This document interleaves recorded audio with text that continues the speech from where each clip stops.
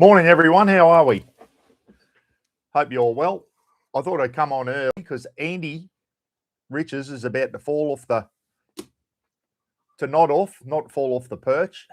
That means something different, doesn't it? Anyway, yeah. G'day, Steve. How? Just going to make a cuppa, sit back and watch for a while. Quiet Sunday, working again tomorrow. Looking forward to next weekend. Yeah, good. What's on next weekend, Steve? You going out camping, are you? You and Annie? Hopefully, buddy, get out for a camp, mate, before it starts warming up too much. Yeah, so Andy's, how are you, Andy? Hope you're well, mate, up there in the mother country. Speaking of the mother country, we're going to be talking about someone who come down from the mother country in 1770, captain or lieutenant, he was at the time, lieutenant. If everyone's wondering why I say lieutenant, not lieutenant, they use in the Navy. Lieutenant's an army term. In America, they say lieutenant no matter what. But, yeah, here in Australia, they in the Navy, they refer to them as lieutenants. And in the Army, it's lieutenant. So there you go. Navy salute like that. Army salute like that. Wexy, how are you, mate? Johnny Smith. G'day, mate. How are you? That's not my cousin John Smith, is it? Is that cousin Johnny Smith or a different John Smith? It was, speaking of Johnny Smith, I bloody forgot all about it. I was supposed to do a live feed with Johnny about, because it was the 60th anniversary of the Battle of Long Tan the other day, which Johnny was in. G'day, John. How are you, mate? Next time we have a chat, John's got a habit of hiding his camera down in his console and filming himself when he's talking to people in his car. Anyway, yes, it's like, I don't know. I still think, you're not undercover anymore, mate. You're not undercover anymore. You don't have to hide your cameras and all that type of stuff. I found that quite funny. Going through customs and that, he sneaks his camera down there so you can hear what people are saying. I think he's bloody, can't let it go, mate. Undercover copper. Who else we got on besides Steve? No, another great man. No, it's not Johnny Smith. It's John Smith. Yeah, I've got a cousin called John Smith, or Johnny Smith, we refer to him. Johnny's about 82 now, 83. And he was in the Battle of Long Tan. He was in artillery and was on Echo Gun 105 field battery during the Battle of Long Tan. And they saved a lot of infantry boys that day during that battle, in which Delta Company 6 RAR were awarded the US Presidential Citation for that battle. So, yeah. Landy Smurf, how are you, mate? Hope you're all good. Blackers. Mate, I want to know why, and we'll talk about it soon. I'll remind me later. Want to know why diesel's 40 cents a litre dearer than petrol, mate? If anyone can answer it, you can. We won't do it yet, but I'll wait till some more people get on because it's pissing me right off. And it's going to be one of the big subjects this morning is how long can we keep hanging on to our diesel vehicles, everyone, when diesel fuel is the price it is? We'll talk, and as I say, we'll talk about that. Wollongong, same ocean. G'day, it's the Rowies. The Rowies. The Cuzzy Bros, the Rowies, are over in New Zealand. Hey, all the Rowies, we're in New Zealand, bro. Good stuff. Good on you, Rowies. Enjoy it over there. I went over in 84 and beautiful place. Just stunning. That South Island of New Zealand is bloody beautiful. And one day, Roz and I are going to go and do a trip around New Zealand in the, we'll get a Brits van or a Wicked camper or something like that, backpacker van, whatever's affordable. And we want to travel around New Zealand and have a look. I don't think Roz has been to New Zealand. It's certainly, and I can't remember a lot about it now. It was 1984 when I went over on one of those bloody Kon-Tiki tours when I was 17 or 18. So, yeah, but from memory, it was just a stunning place. It really was. All the rivers are just pristine water, like aqua green water, just incredible. Lukey Reed, g'day Lukey, how are you? Jennifer G, all the Barra Crab mob are on. Toxaphilly, how are you? How do you do the girls? How do you Toxophily, what do you want about there? Saying good morning to the girls or something like, how are you going, girls? I think he meant to say. How are you going, Lou? I had a chat with Lukey the other day, gave Lukey a ring down in Tassie. He said starting to warm up a bit down there, which is good. Yeah. Fuller. That's why I rang Lukey Reed. I was watching Steve Fuller's clip yesterday. He's cooking, not cooking, he was steaming them. Those chicken legs, mate, they were dead set steamed. There was no brownness to them at all. But anyway, they still were cooked. That's the main thing. And that's another thing I want to talk about is the Travel Buddy 12-volt ovens. Everyone, is their day done? Are they in with the diesels? Are their days numbered? We'll talk about that soon too. Steve cooked some chicken nibblies up in the Travel Buddy, and he's using this pissy little glove that half fit on his hand. I don't know where you found that thing, Fuller. I rang Lukey Reed and said, send Fuller a Tassie Devil glove. And he goes, I've already given him one. I said, why isn't he using on his cook-ups? Fuller, where's your Tassie Devil glove? That one you were using the other day was a disgrace. It looked like it wouldn't have fit on any's hand. It was a bloody midget. Robert Nobley, how are you, mate? Hope you're good. Robert and Maria. I nearly got me words fuddled up there. Roberto and Maria Nobley and the girls. Good stuff. Still in Emerald, mate, but not for much longer, hey? Who else? Bobby Asser. G'day, Bobby. How are you, mate? Tell you what, Newcastle Knights need to win today, mate, because I'll tell you now, if the Cowboys, we'll talk about the footy scores in a minute, the Cowboys win next week and the Knights lose their next couple of games, we'll leapfrog you into 7th, which means you'll be probably playing Cronulla in the finals and we'll have the Rabbits, but at the other way around at the moment. But, yeah, this is the time where you've got to... CJ Walls just retracted a message. I don't know what he was saying there. Hope you're good. You and Kimmy are good, Bobby. Hope you had a good trip with Dean and Michelle. Roz said they were over in Hawaii the other day. Geez, they get around, that couple. I think they might have been over there for a wedding or something, were they? But anyway, I hope you had a bloody good trip and I hope you got a new fire pit after Gall reversed over your other one. What a diddly donk he is. Dean Gall reversed over Bobby Ass's fire pit, everyone, and wrecked it, apparently. Totally wrecked it. Marky Lavelle, his Parramatta Eels are up today. G'day, Mark. How are you? Hope you had a good night out with the sisters last night, mate. And the Cowboys, oh, my goodness. They won last night, but they weren't real convincing. They're not going to last long in the finals, everyone, at all. Susan Tully. G'day, Susan. How are you? Hope you're good. Nick Taylor down in Mackay. G'day, Nick. Hope you're good, mate. I love that bloody camper trailer of yours, mate. Dead set, that's the way to go. Nick's got a great camper trailer. He just bought an old soft floor camper, the chassis and everything solid as, and then just redid it from there. Bloody way to go. I put a jinx on them because I told Bob to move it because they went, and he did. Yeah, Dean proudly reversed over her, squashed it. Ah, dear, oh dear. Joshy Hatch down in South Aussie saying good day to Wixie and Marco. Hope you're good, Landy. Hope you're going good, mate. We were at where were we the other day? Oh, we're at a caravan park in Cooktown. And Roz goes, look up there. And we looked up and there was a couple of Land Rovers checking in and they were full of red dirt. Looked like they'd just been coming back from the Cape. Couple of Land Rover. Were they Yeah, old bloody Defenders, I think they were. G'day, Jamie. How are you, mate? Jamie Baumgarten. There's bloody, you've been around for a long time, mate, eh? Been around for a long time. Back in the old days, mate, you've been following me, eh? Incredible. But, oh, I see Bomy there. I didn't realise it was you, mate. But from memory, you've been following me for a long, long time, and I appreciate it. Paulie Martin. Cowboys put Manly to bed. Paulie throwing shit at his computer last night, his TV. Going, Bucks Cowboys have just put my team out of the finals. Sucked in Manly and sucked into the Bull Grubs. They can't get into the semi-finals anymore. They can't make the top 8 because the Cowboys won last night.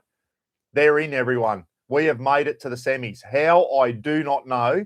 We are bloody useless. And what's that say for the teams behind us? I don't know either. Yeah, exactly right, John. The old tough Land Rovers. Yeah, the old defenders, mate. Like we had the perennial 110s defenders in the army, mate. They were bloody tough old vehicles. They really were. And you know what? Looking back now, when the army were first getting rid of those things, because you know what? A lot of them didn't have a lot of Ks on there. A lot of those vehicles, yeah, we used to drive on exercise and whatever, but considering how old they were, a lot of them didn't have huge miles on them. And when they went to auction, should have picked up one. Should have picked up a bloody Land Rover at the auctions when the army sent them out to auction. Would have made a beautiful, great camp vehicle, great fishing vehicle, just a vehicle you can take to Cape York. And, you know, they were just tough. And it didn't matter if you knocked them around a bit. Just bloody tough old things. Yeah. SMG will be upset if the doggies are out. Yeah, him and Russ. Russ has gone quiet, everyone. The Bull Grubs are gone, Steve. They can't make it now. They're out. Manly and Canterbury were the only 2 teams that had a chance of making it into the top 8. But the Cowboys won last night, and they can't be caught now. They're too far. They're 4 points ahead of Manly and the Bulldogs, so there's only one game to go. So they're gone. Manly, Paulie, Manly's gone for the year, mate. Got to keep Tommy Turbo fit and bloody... If Tommy Turbo can stay fit, you've got half a chance, mate. Without... It started winning. As soon as he came back, you started winning again. Anyway, he's a China doll, that bloke. He breaks too much. Great player, but just those hamstrings of his just aren't up to it. I thought he might retire, actually. Landy, the 3.9 was an Isuzu. Yes, John, the ones we had in the army had Isuzu engines in them, mate, which is why we didn't have a lot of problems with the diesel engines. Our defenders in the army, they've got bloody G-Wagons now, Mercedes-Benz G-Wagons. But, yeah, they were an Isuzu engine under there, mate. Absolutely they were. The old diesels just kept going. And we all know Isuzu diesel engines just keep going, don't they? Bobby Astor will testify to that. The old Isuzus, the old Isuzu diesel, they've just got a great reputation for being a reliable engine. Yeah, I remember, you know, when you do this every now and then, we'd have to drop the oil and help the Ramey boys out, go down and do a service on them. And, yeah, the old Isuzu under there. I remember looking under and going, oh, it's an Isuzu engine, not a Land Rover engine. Yep, they were very good. Well, they're 3.9 worth. I wasn't sure how big they were, but they're definitely Isuzu engines. Landy saying, John, yes, they were. My 1983 Series 3 has the same engine and gearbox. Oh, wow. Landy, you got a Series 3 with a diesel in it. Our old Series 3s in the army were petrols, leaded petrol.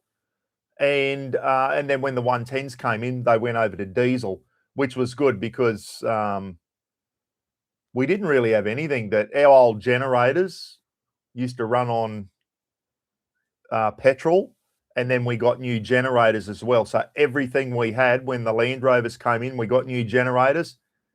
Oh, no, the 2.5s, no, our big 10s and 15s still ran on petrol. Our big generators, our 10 and 15 kVAs in Signals Corps, they were still running on petrol. So we did have to, that's why our jerry cans in the army, everyone had yellow paint on the top for diesel and red for petrol so that you could not get them mixed up because we were running petrol generators and bloody diesel vehicles. Yeah, so we always, and that's why you'll see in Super Cheap, you'll get yellow jerrys are for diesel and reds for petrol in Civilian Street. And that's what we did in the army as well. Put a bit of yellow paint on the top of the thing. That was a diesel jerry. And if you ever got them mixed up, you were in deep shit. Tech stories. Hey, Buck, just seen the new 12 volt. Looks brilliant. Yeah, mate, I'm going to talk about my 12 volt build, everyone. For someone who's not very good as a handyman, I'm pretty happy with my 12 volt build. It went really good. And I just used simple shit, everyone. I used plug and play stuff. So I'll talk about that soon. And there's a full clip coming out soon, mate. Why does my nose get itchy when I do live feeds?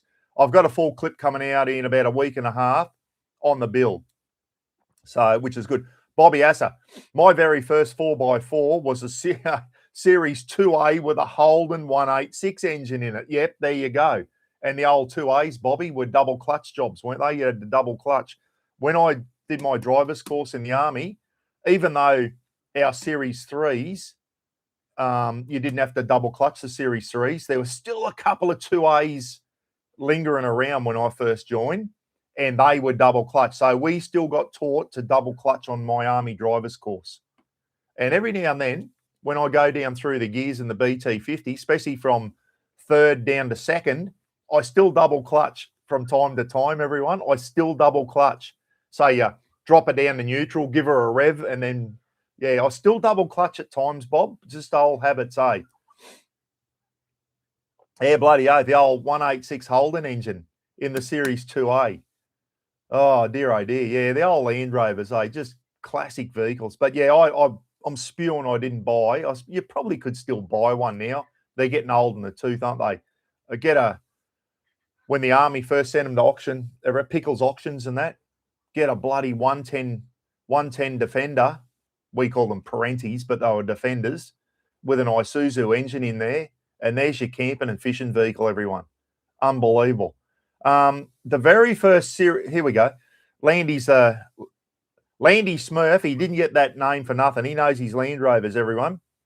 The very first Series Land Rover I drove on the road was a Series 2A gun buggy and was owned by a Vietnam vet who drove the same gun buggy in Vietnam. It had the machine gun set up. Oh, wow. How good is that, mate? Yeah, old 2As back in Vietnam. Anyone seen the old the movie The Odd Angry Shot? They would have been old Series 2A Land Rovers getting around in that movie which was based on Vietnam. I learned in a HR Holden 3 on the tree and had to double clutch first and second. Still did it in an 80 series from second to first. Yeah, second to first is a good time to double clutch. If you've got a dodgy or your gearbox isn't real good, everyone, going back into first, double clutch is a good way to make it a lot smoother. In the old Series 3s, we could change gears in them, and if you ever got caught by the transport supervisor doing it, you would have been kicked fair up the arse. The old Series 3s, you could change gears in them without a clutch as long as you had your revs right. And I used to do it every now and then. You go out the dump at Kabbalah there on some dirt roads and do a bit of rally driving, and I'd always practice getting my gear changes right. And if you got your revs just right in a Series 3 petrol, you could change gears without crunching the gearbox.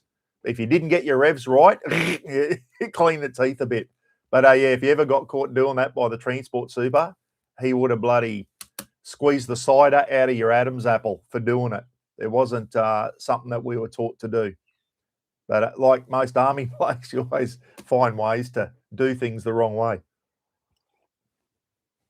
Marky Lavelle, I used to double clutch my old 60 series from third to second as synchro was going. Yeah, well, the old Series 2As had a crash box. They didn't have synchro boxes on them. And before the Unimogs came in, which had a synchro box, they had the old International Mark IV and Mark V trucks. The Mark IVs were a double axle. The Mark Vs or the F1s were a dual axle at the rear, and I didn't have a license for them. They had crash boxes, so you had to double clutch the old Internationals. I remember they were gutless pieces of shit. They were petrol too, weren't they, from memory? Ash Wednesday fires, 1983, the Ash Wednesday fires in Victoria. The Army got called out for them, and I was on a course down in Bandiana, and we got called out to go and fight the Ash Wednesday fires. Boy, oh boy, it's getting a bit hazy in my memory now, but we're on Mount Buffalo down in Victoria. we had to get out and walk because the old international F1 truck, she could only get us so far up a hill. And then they just had no guts to get up the hill. They went, get out and walk. So we had to walk the rest of it because the old international couldn't get up the hill. The old Unimog would have eaten it for breakfast. So when the Mogs came in, the Mogs were governed too. They were governed to less than 100k an hour on the highway. They had a lot more in them. They had 8 forward, 8 reverse gears, the Unimogs. So they weren't overly fast on the highway, but off-road, those things were unstoppable. Driving an old 18 speed, only use the clutch to take off or stop. Mr. Donny. Good stuff. Yeah, well, there you go. They were called 110s. We call them Parenti because of the Project Parenti. Yes, that's right. We called them Parentis, mate, because it was the project to convert them to Army spec, and they named it after the desert lizard, which is like a big goanna. Exactly right, Tony. Yes, that's exactly right. Parenti was a military term. They're called the 110 Defender out in Civvy Street. And then you got the 130 Defenders, Tony. After that, you can buy a 130 civilian Defender as well. Yeah. Tell you what, the new Land Rover Discoveries, they're not a bad-looking vehicle. Geez, they're a nice-looking vehicle. It's raining. I put my solar panels out half an hour ago, everyone, because the sun was out, and it's just started raining. Dead set. The blue sky, and half an hour later, the clouds will roll in from the ocean, and you're getting rained on. Yeah, so my battery system out there, she's been running for 2 days, everyone. Still went out this morning, still 92%. Unbelievable, that 320 amp hour battery. It's a bloody beauty. Anyway, Phil Taylor has just woken up and is chirping in the comment section already. Only double clutching Marky did was with his the only double clutching Mark Lavelle did was with a schooner of 2 he's new in his right arm. Phil Taylor, he's just opened his eyes and he's into Mark Lavelle. I love the banner, lads. Keep it up. $440 is about a third of what I found here in the States. Someone's talking to John about something. I missed that conversation anyway. John must be in a conversation with someone. Let's get into the footy scores. How's the weather where you are, everyone? It's bloody... I was going to mow the lawn this half. If the rain keeps up, that won't be happening. And tomorrow I'm off to Townsville because tomorrow is Mum's birthday. 85 tomorrow, my mum, me and Gidgey's mum. So I'm going to go down to Townsville and shout. Bit of a tradition. We have Chinese takeaway on birthday, so I might shout some Chinese tomorrow night for Mum's 85th birthday. Taking down me Aussie Campfire Kitchen grill plate for Russ because he's going up to Cape York with the boys on a fishing trip to the Bazant River, and he's only got the 2 grills, so I'm taking him me hot plate down. And all going well. My son Phil's back in action. He's back out at work, everyone, and I'm hoping that if the weather plays ball on Thursday, we can get Phil's boat out. We're going to do a trip around Magnetic Island off Townsville.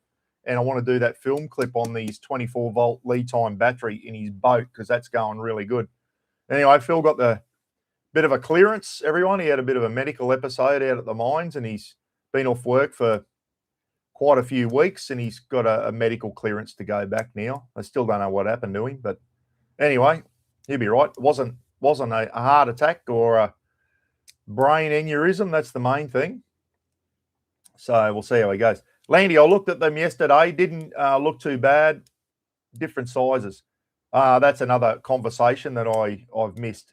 Happy birthday. I tell you who else's birthday it was yesterday, everyone. And I don't know if she's in the chat room at the moment. Lynn Rogers. Lynn Rogers down in Ingham. No relation. She spells her name different to me, everyone. They forgot to put a D in her name. She's a Rogers. So Lynn's birthday came up on Facebook yesterday. It's Lynn Rogers' birthday. So happy birthday for yesterday, Lynn. And happy birthday to my mum, me and Gidgey's mum, for tomorrow. 85 tomorrow, mum's going. So she's enjoying retirement now. She retired at 84. Can you believe that, as a nurse? Anyway, mum sits there crocheting away now and goes out and does a bit of gardening, and she goes to bingo about 3 times a week. So, yeah, she loves her bingo, mum, and she's had a couple of good jackpots lately, so that keeps her going. So, yeah, mum gets there and gets all with some of the other ladies there at Brothers Leagues Club in Townsville and goes to bingo. So, yeah, mum's had a couple of wins. I think she's come out on top. By the time if you add it all up, mum's probably coming out about even, if not a bit better on bingo, but it's just enjoyment. It's not more really gambling bingo. I wouldn't class it as gambling. It's more of people go there just for a good time, I think, just to get out of the house and have a good time. Mum really looks forward to going to bingo. Happy birthday, Lynn. Everyone's saying g'day, happy birthday to Lynn. I don't know if she's in the chat room. I have not seen her name. But anyway, if she comes in, let me know so we can wish her a happy birthday. Footy scores, everyone. Thursday night, Melbourne Storm 46, Brisbane Broncos 20. That was a non-event. Both of them were out of the finals running. The Broncos, they've had a year that they want to forget. Will they get rid of their coach, everyone? Maguire. Will the Bronx get rid of their coach? Let's see. Manly had a big win, 44-10, which gave Manly hope. So they overtook the Bulldogs into 9th position. And Manly thought, we're in with a shot here. All we need is for the Cowboys to lose their last 2 games, and us win, and we can leapfrog them. Cowboys won last night, everyone. So Manly's gone. Can't win, can't get in the 8 now, nor can the Bullgrubs. So that's it. The final 8, with a week to go before the semi-finals, the final 8's done and dusted. We'll go through that soon. Penrith Panthers 24, Bulldogs 10. That was the end of the Bulldogs on Friday night, everyone. And Russ and Brett from SMG went very quiet. Their Bullgrubs are gone for the year. Penrith's going to be hard to beat, aren't they? Penrith will be in the grand final, I'm pretty sure. Titans. Oh, Rabbits are going all right, everyone. Latrell Mitchell's back. South Sydney Rabbitohs 42. Gold Coast Titans 22. Titans had a dig. They're just not quite there, the Titans. This game last night, Roz's Dolphins, everyone, have jumped into 3rd position. They've overtaken the Roosters. I thought the Roosters would win this game. It was in Sydney. Dolphins 26, Roosters 12. That was a good game. The Dolphins are looking good and are looking threatening, everyone. Love to see the Dolphins win it. The Cowboys won't, I know that. Fins up, everyone. They're up in the 3rd spot. Good on you. And last night, it was an ugly game, everyone. The Cowboys, that first half was sloppy. They dropped too much ball, tried too many flick passes. Like, come on.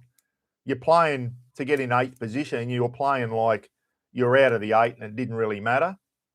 The Cowboys, I think they're going to go out in the first week of the finals, everyone. Cowboys 24, West Tigers 10. Mind you, the Tigers rolled Sydney Roosters the week before. And today we've got the New Zealand Warriors versus the Knights. Now, listen, if the Knights lose today and then lose next week, the Cowboys can leapfrog them into 7th position. So let's see what happens there. And the Eels and the Sharks, Marky Lavell's Eels are on today. Against the Cronulla Sharks, who are up in the 8. So the top 8 at the moment, everyone. Penrith Panthers, New Zealand Warriors. The Dolphins are in 3rd. Roosters have dropped down to 4th, and it looks like Sam, their halfback, Sammy Walker, may have done something to his ankle and may be out for the finals. Let's see what comes out there. If they lost Sam Walker, they're in trouble. And then we've got Cronulla Sharks in 5th, South Sydney Rabbitohs in 6th, Newcastle Knights 7th, Cowboys 8th. So at the moment, as it stands, if there's no change, it'll be Penrith versus the Roosters in the first semi, the Warriors and the Dolphins, and then it'll be Cronulla and the Cowboys, 5th versus 8th, and South Sydney and Newcastle. But there's still a week to go, so that could change a little bit yet. So we'll see what happens there. Anyway, so the Cowboys are in the 8, everyone. It's been a shit year. It's been a terrible year, actually. I don't know. They're just not. They're not clicking. They're not clicking, and I think it'll be a short semi-finals for us. I think we'll come up against the Sharks in the first semi, and away we go. We'll be gone, knocked out in the first semi. Hope I'm wrong, but I don't think I am. How about the flood that happened in Nepal the other day? Did anyone see that on the news? My God, that is the shit nightmares are made of. Absolutely horrible. Gidgey's on. G'day, Gidge. How are you, mate? Anyway, just that was scary. Did you see that? It was a glacier, but it looked like water coming. I don't know how that worked, but it started up in Tibet. I think didn't the avalanche or the thing happen in Tibet, and it came down and got them in Nepal. And must be a big tourist town, that one in Nepal. And there's a lot of Americans, British, Australians, 30-something Australians missing. Dear, oh dear. Horrible. That was hard to watch, wasn't it, everyone? That was terrible. That was like something you would see on a Hollywood movie using CGI. That was friggin' scary. And whoever was in front of that when it hit had no hope. Absolutely no hope. So I don't know how many people are dead. It's a lot. And there's a lot of British, American, Australia, a lot of Westerners must go wherever that hit. And there's a lot missing. Not good. Last I heard, there was 30-something Australians, 50 Americans. Oh, it's not good. Bloody terrible. So I think last I heard, there could be 500 dead. I wouldn't be surprised if it's in the thousands. Did you see how hard, just big buildings just getting smashed? When you build down in those valleys, I don't know. I probably don't expect something like that to happen, but it happened. That's what happens when you build towns down in valleys like that. It was bloody horrible to see, everyone. Horrible to see. Anyway, let's go back into the comments. So I've got a bit to talk about here, but I'll keep missing all your comments, everyone. So, hey, Wixie, how good's your dim sims in sweet and sour? It's nearly had 10,000 views, mate. Wixie sent me a recipe, and I reckon it would have been nicer if I left the sweet chili sauce out, to be honest, mate. I should have just used the sweet and sour. I put the sweet chili in as well. I reckon it would have been nicer without the sweet chili, just the sweet and sour. But it was pretty simple thing. It's nearly had 10,000 views, mate, that clip. Unbelievable.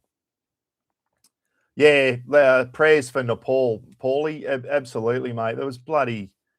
You just sit back and think, God, we're lucky, aren't we, here? And see, all this stuff always happens to these countries, like poor countries, eh? It's bloody horrible to see. Poor buggers. And as I said, a lot of international people there in that town. I don't know.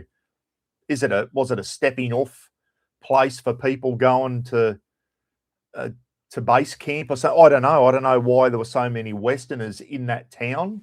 Was it something to do with mountain climbing? I don't know. But anyway, a lot of them are dead now, and it's bloody horrible. And a lot of them will probably never be found. How do you find bodies in that, everyone? Bloody, it was horrible to watch. I was just sitting back going, my God, it just made you feel sick in the guts. And you see the water coming, you could see people running, and you just thought you had no hope. They're running, and they just got nowhere to run to. It was bloody terrible. Off to the Motorfest at Redcliffe. Local bloke has a 6.5 million Cohen sang there. All right. Gidgey's going out to Redcliffe, everyone, to the Motorfest. Have fun out there. Yeah. Oh, Pete's saying they were there for a religious pilgrimage. Okay, mate. I was wondering why there were so many Westerners there. A religious I can't say that big word.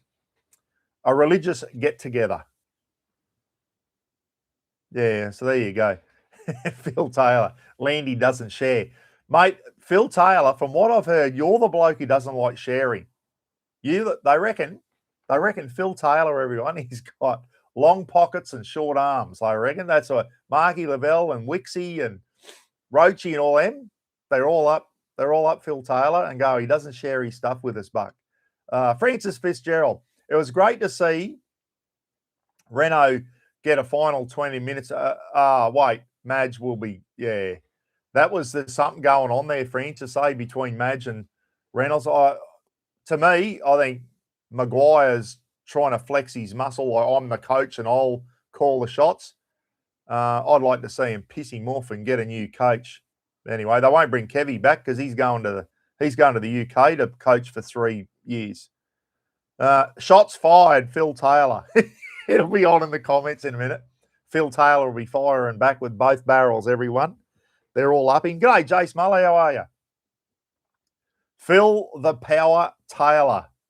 I've got to come to one of those Hunter Valley get-togethers and just sit back and watch you guys hang shit on Phil Taylor. It's funny. I get messages all the time about Phil Taylor having long pockets and short arms, everyone. The boys are upping. Anyway, bloody hell. Went to Cooktown recently, everyone. Let's talk about the Superduty and how that went. My caravan, the Jayco Journey, our caravan, the Jayco, you all seen it, 17.5 foot, about 2.5 ton with the water tanks full. That Superduty, for everyone saying it's gutless and that, when I first got in there, I had to go out and see Justin Dillon. He was staying on his way to Cape York. Him and Andrea and the Hugo and Connor, the dogs, are up in Cape York at the moment. I went out and saw Justin. He was staying at the Garradunga Hotel just north of where I am. Anyway, I just picked the Superduty up, and when I was on the highway, I put my foot down, and I must admit, I was a little bit underwhelmed with its power on the highway. Yeah, it got up there, everyone, but it didn't put me back in my seat. Mind you, I think I was probably thinking it was going to be like Gidgee Gorilla's Herod Tune Raptor and throw you back in the seat. It's not designed to do that. The Superduties are not built for speed because they've been detuned for a reason. We'll talk about that soon. But it got up there, okay? It got up to 100, and I had it to 100. I wanted to see how quick I could go from 80 to 120 to simulate as if you're overtaking. Because let's face it, if you sit on 100, I know it's against the law. If you sit on 100, you're not going to overtake anyone. If you overtake, you've got to put your foot down, get around the truck, and get back on the left-hand side where it's safe. I know the traffic cops used to go, "You're doing 120, mate. I was overtaken when you pinged me with the radar." No, it doesn't matter. The maximum speed's 100. You can't argue with the cops when they say that. But at the end of the day, you don't want to be sitting overtaking a B-double truck doing 100k an hour. You're never going to get around them. So I gave it a squirt from 80 to 1. It got to 120, but it was a little bit underwhelming, I must admit. It wasn't overly fast. But I don't know. It wasn't horrible either. Don't get me wrong. It wasn't horrible either. Towing the van, it did it easy. I went up the Palmerston Highway, which is a big range, all the way up to the Atherton Tablelands, and then north of Mount Carbine. There's another dirty big range there. That Superduty towed my 2.5 ton van beautifully, everyone. I was impressed with it. It's not fast, but it stayed on the speed limit. In the 110 zone, I was doing 110 at times, so I don't like towing that quick, so I backed it off to 100. It towed at 100 beautifully. No problems at all. It's got the same V6 diesel engine as Phil Taylor's Range has got. They've just detuned it for longevity of the engine and because of the bloody emissions laws, which Ford's got no control over, everyone. Ford's got no control. So everyone's going, "Oh, they're gutless pieces of shit." They're not gutless at all, everyone. If I had 100,000, I'd go in and drop the money on a Superduty tomorrow. They've got a lot going for them. And we'll talk about alternate engines in a minute. What other engines could we put in a Superduty to make it even better? But the diesel engine that's in there at the moment for a 2.5 ton van, so most of us tow like Paulie Martin and Phil Taylor, we all tow a similar size caravan. The Superduty tows them beautifully. No worries at all. We're not out there towing caravans trying to break speed records, everyone. It's not a thing. You'll get from A to B on the speed limit easily. And it was beautiful to drive. 63 miles an hour, 110. Yeah, but that's the speed limit, John. That's the speed limit here, mate. The maximum anywhere in Australia, the maximum speed limit in Queensland, only on designated bits of highway, is 110, mate. Some states, you're not allowed to tow at 110 kilometres an hour with a caravan. I think the maximum is 100 in some states, not in Queensland. Queensland you can tow at 110 in Queensland. Put a comment down there, everyone. I remember years ago when I went over into Western Australia, the maximum towing speed back in the 90s in Western Australia was 90. You were not allowed to tow anything over 90 kilometres an hour in Western Australia. It was hard to say, mate, because the BT50's a manual, 6-speed manual, and the Superduty's 10-speed. It's really hard. Like going up the hill, it's hard to. I went to manual mode and I was dropping it back in the manual mode, going up the ranges and everything. And it just, as long as you keep it in the torque band, it's easy. Whereas with the manual, I go to third. I've had the BT50 tuned, everyone. I think the BT's got a bit more pull than what the Super Duty had. But before I had the BT50 tuned, everyone, it was a gutless piece of shit as well. The BT50 was gutless. And then I had that manifold clean where they run a white spirit or something through and clean all the gunk out of the manifold. And then I had it tuned up and it was like a new vehicle. It was like, holy dooly. So, yeah, but the BT50's got 530 Newton meters of torque, whereas the Super Duty's got 600. I think the BT50's got a bit more get up and go than the Super Duty, but the Super Duty towed our van beautifully. I said to Roz when I got home, I thought, yeah, I'd drop the money on one of these tomorrow. I was impressed with it, everyone. It was beautiful. It was beautiful to drive. Had enough power for me. I'm not out to break speed records. It's as long as they sit on the speed limit. Can it do with that extra 30 kilowatts under the bonnet that they've detuned it? Absolutely.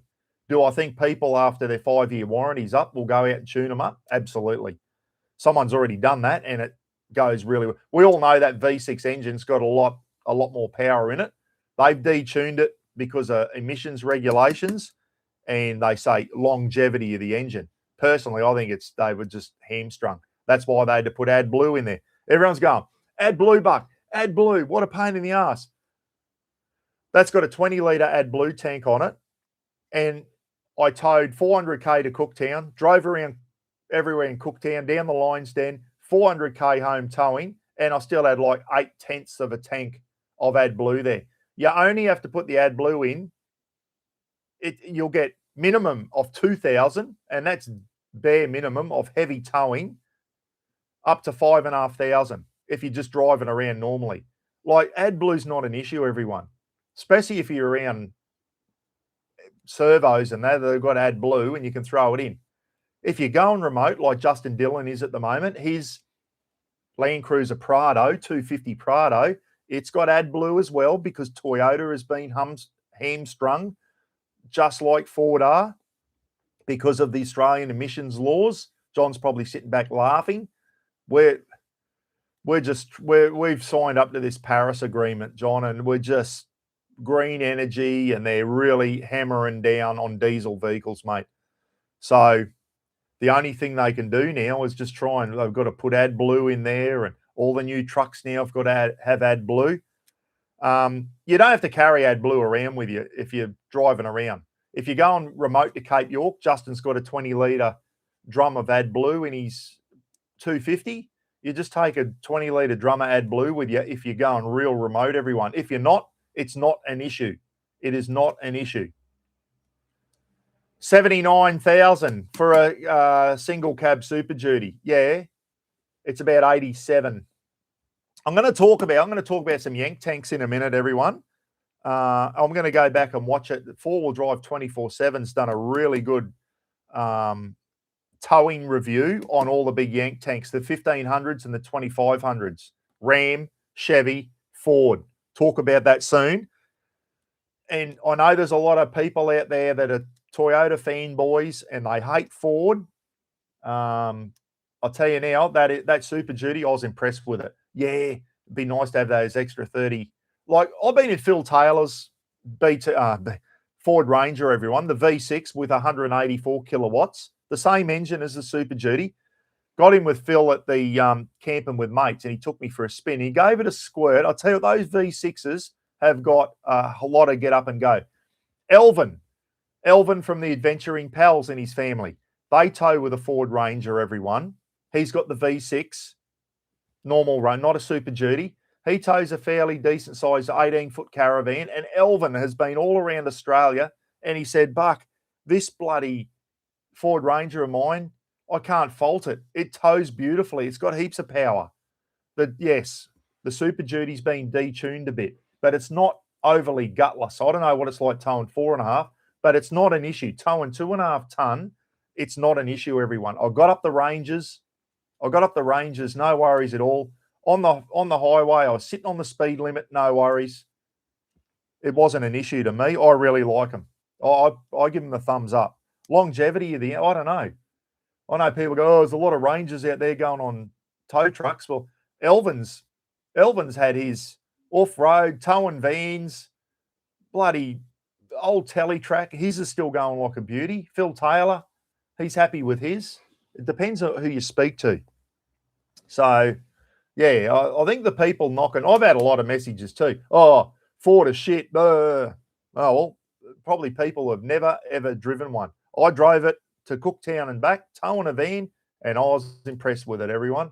I was impressed. And if I scratched 100 grand on a scratchy tomorrow, I'd be straight in to see Damo. Ford Super Duty dual cab with just a flat. I'd find somewhere that does decent, good canopies and put a canopy on the back and then deck it out like that. Mind you, the XL and the XLT, Damo had one there the other day. The green, that green Ford colour, XLT Super Duty with the fiberglass canopy. It was about to go out to someone and it looked mint. It looked bloody good. Yeah. I think people have had a lot of trouble with them have either overtuned the engine or carrying too much weight, boats, roofs. That's what they're designed for, Steve. We're going to talk about that soon. We're going to talk about it. Those Super Duties. My 1963 Ford is still going fine. Would happily swap my D-Max for a Super Duty. Yeah, I'll tell you what, I'd buy a Super Duty for everyone. No worries at all. If I had the money, of course. So, yeah, I was impressed with it. 4.5 ton towing, 4.5 ton GVM, and the payload. I'm going to talk about the payload in a minute. Damo said, Buck, when do you want to take this thing for a spin with your van on the back? It's a Ford F-150, and it's the Laramie. Is it called the Laramie? The mid one? You've got the XLT, the Laramie, and then the top of the range, F-150. They're a big yank tank. They are a large vehicle. V6 petrol, twin turbo, and this thing that I'm taking for a spin in a couple of weeks with the van on, we're going to go to another destination, not Cooktown again.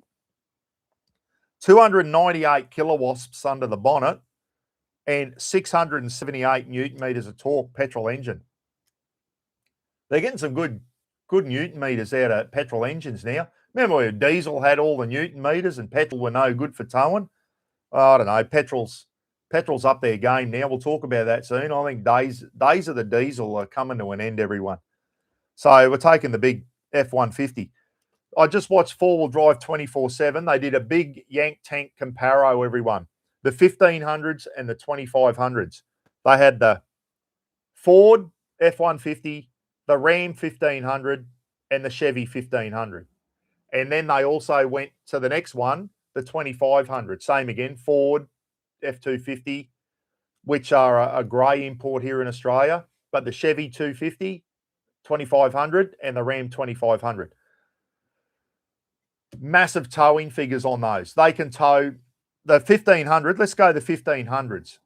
They can tow 4.5 ton. So can the Super Duty, everyone. The Super Duty's payload And this is the big thing. The Yank tanks are designed to tow. Their payload, everyone, is shite. It is shit. So if you think you can go and grab a F-150 or a Ram 1500 or a Chevy 1500 and deck it out with bull bars and winches and canopies and all that type of stuff and then tow a van, you will be mistaken. You are up for a lot of money on a GVM upgrade. The Ram 1500, 886 kilogram payload. That's less than my BT50 had. Why do you think Brad Howell left his Ram 1500 stock standard, everyone?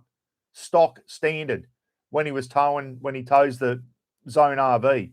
He said, Buck, I can't put anything in it or I'm going to be over GVM because of the tow ball weight and everything.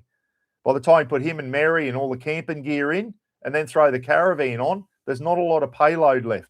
As soon as you go over your payload, everyone, you've blown your GVM. The F-150, the thing I'm about to drive, 710 kilogram payload. So they've got massive towing. They've got shit payload. So if you want to deck them out for touring, you're going to have to get a GVM upgrade.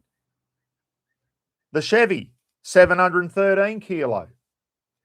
Then I went over to the 2500s. This is where it gets a little bit confusing, everyone. The 2500s, you can keep them under 4.5 ton so that you can drive them on a car license. Payload, the Ram 886, same again. 1,032 for the F-150 and 733. Shit payloads compared to the Super Duty. The Super Duty payload for a dual cab is 1825. For the single cab, it's 1925 or something, nearly 2 ton. This is the Ford Ranger Super Duty. The payload on that thing is huge, everyone. Out of the box. It's the payload that's killing these American vehicles. They can tow massive caravans, but you've got to keep them stock standard. You can't deck them out. With the 2500s here, John, and Mike, if you're on, if you keep them under a GVM under 4, they go 4495 when they're straight out of the dealership, so you can use them on a normal C-class driver's license. If you register them as an NB2, which gives you more payload, you then go to a light truck. You need a light truck license, 4.5 ton to 8 ton GVM. You need a light LT license, they call it, which is what I've got, an LT license. And if you register it as an LT, as an NB2, guess what else kicks in? 0 alcohol limit. You cannot drive that vehicle and with anything above 000 alcohol limit in your thing. Here in Australia, John, we have a 0.05 alcohol limit. You go out for dinner at night, you can have a couple of beers and you can drive home because it's a 0.05 limit. And here in Australia, the cops can pull you over, check your license, put you on the breathalyzer.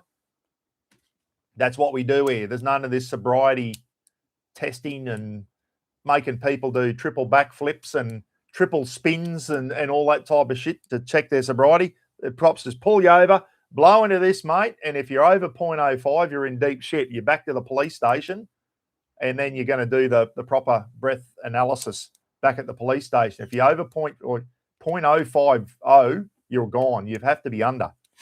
So there you go. If you get an NB2, you drive one of these big 2500s like Mud Duck, driving his big Ram 3500. Mud Duck is on a 000 alcohol limit, everyone. He can't go to the pub in that thing and have a beer and drive home. He's on it. It's like truckies. Anyone who drives a semi-trailer here, the truckies are on 000. If you didn't know that, you know now. The payload on these American vehicles is shit. Even when they up them to an NB2, their payload's nowhere near as good as the Super Duty, everyone. They can tow massive amounts, but they got no payload. Their payloads are terrible. The Super Duty blows them out of the water for payload. I don't know about the 3500s. Did Mud Duck have to go and get a GVM upgrade on his Ram 3500? I wish Mud Duck was on so we could ask him. But the payload on the Yank tanks is crap, everyone. They are designed to tow. And like we do here in Australia and start throwing all the shit on, I don't know. What's John saying in there? Laramie is a Ram trim level. There's a the F-150, the middle F-150. I don't know if that's you've got with the F-150s, John, you've got the XLT. There's 3 models. XLT, I'm sure it's Laramie. I know Ram's got a Laramie as well. I'm pretty sure the middle F-150 is an LAR something or other. And then you've got the top of the range. I don't know what Laramie means, but tell you what, the best looking one out of all 3, I think, just to look at it. I like the look of the Chevy. I think the Chevy looks the best out of all of them. But they're beautiful vehicles. I had a look in the F-150 the other day. Beautiful vehicles inside. Like, just beautiful.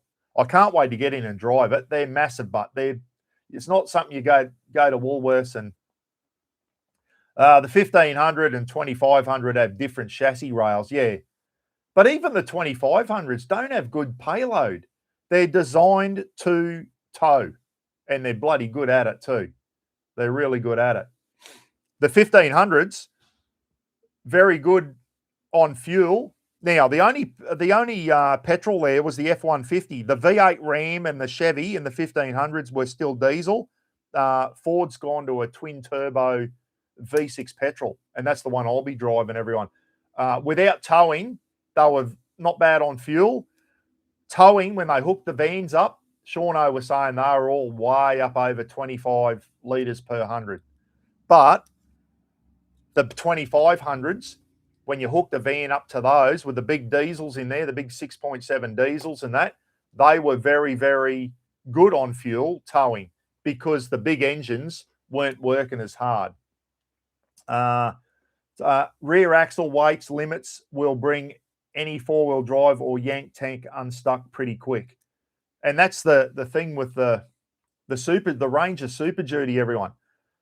We keep going on about the engine, but when you see the size of the chassis and the bloody diff and the drive shafts and all that stuff on the Ford Ranger Super Duty, that's where the engineering's gone and where the cost comes in.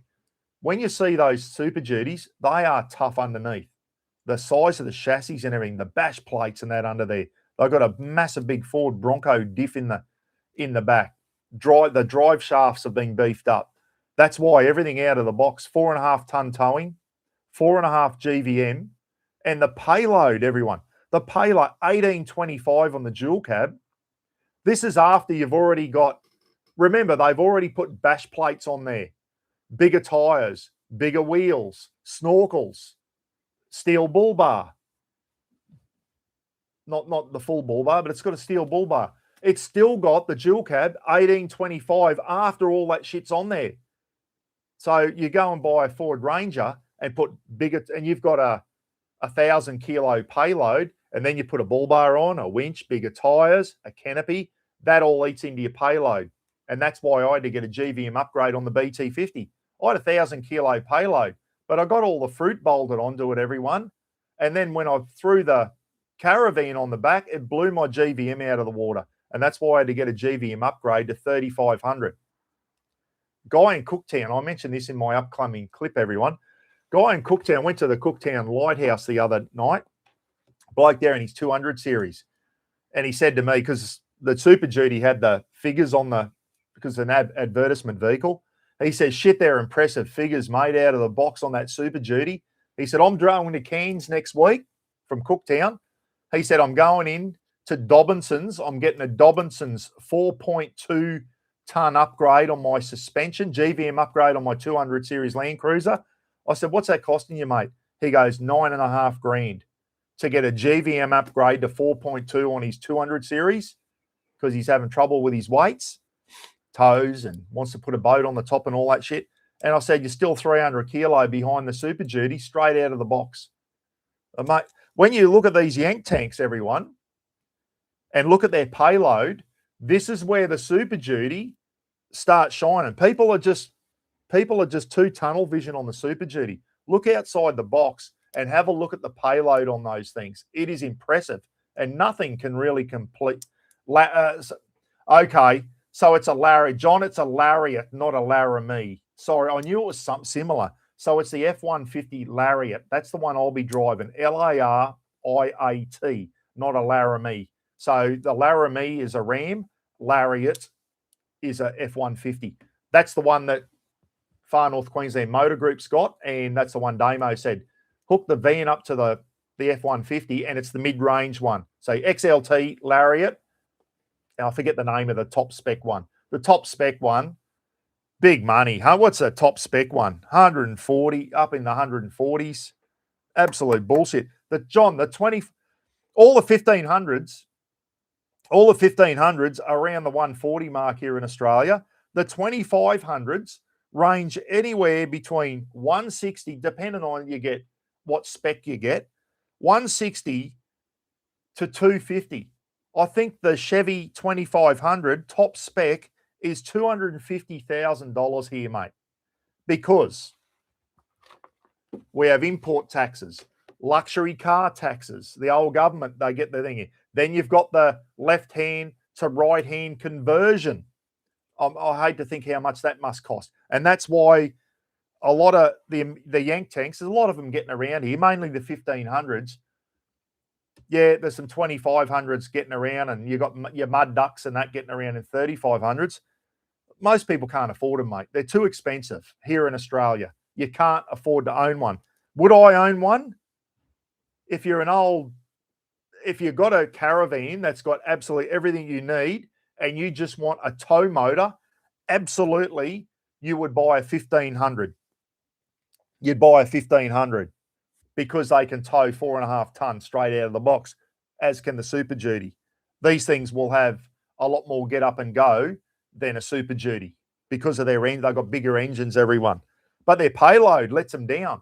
You want to throw a canopy on and a fridge and all your drawers and all that in the back, you won't do it unless you get a GVM upgrade, and then you're into even more money.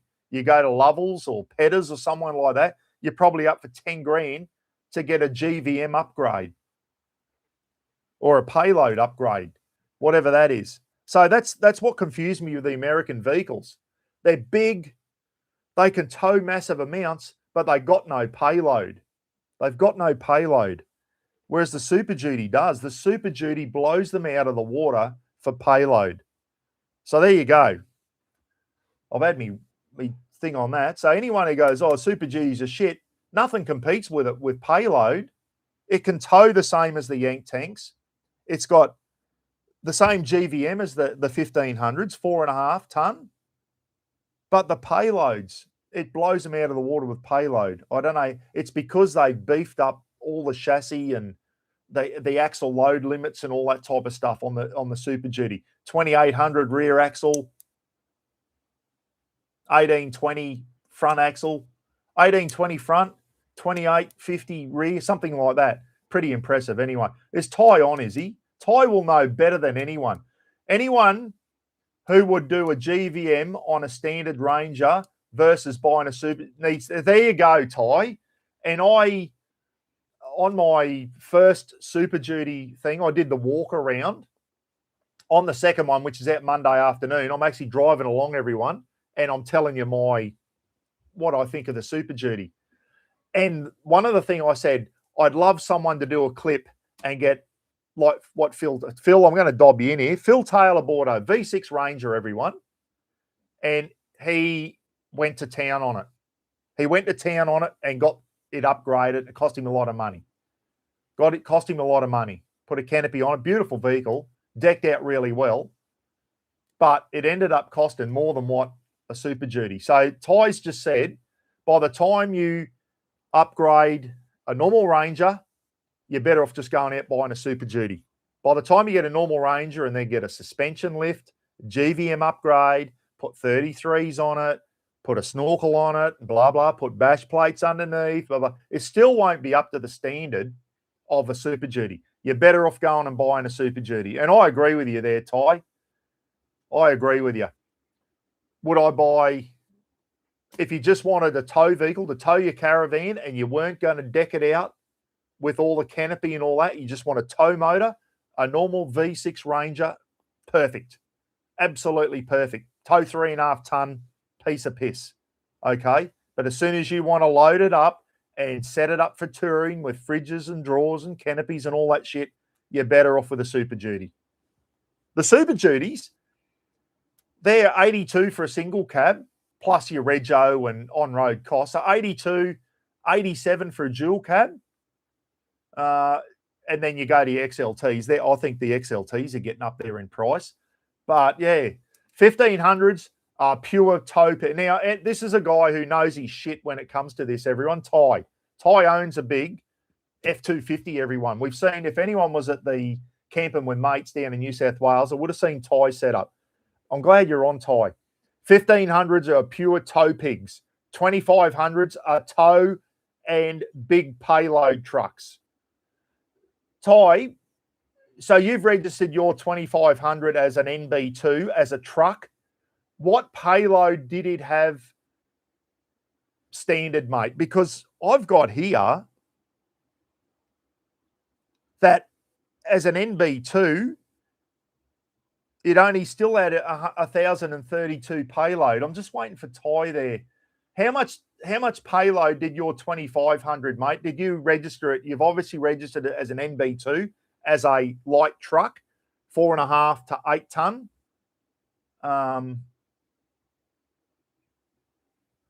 Has a twin wall chassis. So yeah, Ty owns a big 2500, John, if you don't know. They're a grey import. I didn't realise, but the F250 is a grey import. You can't just buy them off the shelf, apparently.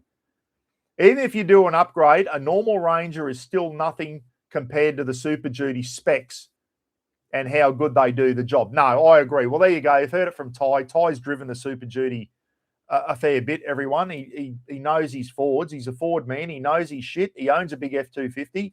So even if you grab a XLT Ranger V6 or a Wild Track and go to town on it and spend God knows how much money on it, you're going to be more than what a Super Duty costs, way more, and you're still not going to be up to the specs. You're still not going to be able to tow 4.5 ton. I don't think you can get a 4.5 ton GVM upgrade on a normal Ranger. What's the maximum you get? 3.8 something maybe, Ty? So there you go. Yeah, I was impressed with the Ford Super Duty, everyone. I was impressed with it. They're not the fastest vehicle out there, but considering what you get there, 33s and all that. I did some dirt roads and went up to the Archer Point Lookout and all that on a dirt road, and just, it was nice. You can tell that they're going to be capable off-road. We've all seen Mad Matt's got one. He's done some hardcore four-wheel driving in it. It's bloody 12 inches off the deck. It's got a 299 mil, 300 mils, 12 inches. It's got a 12-inch clearance.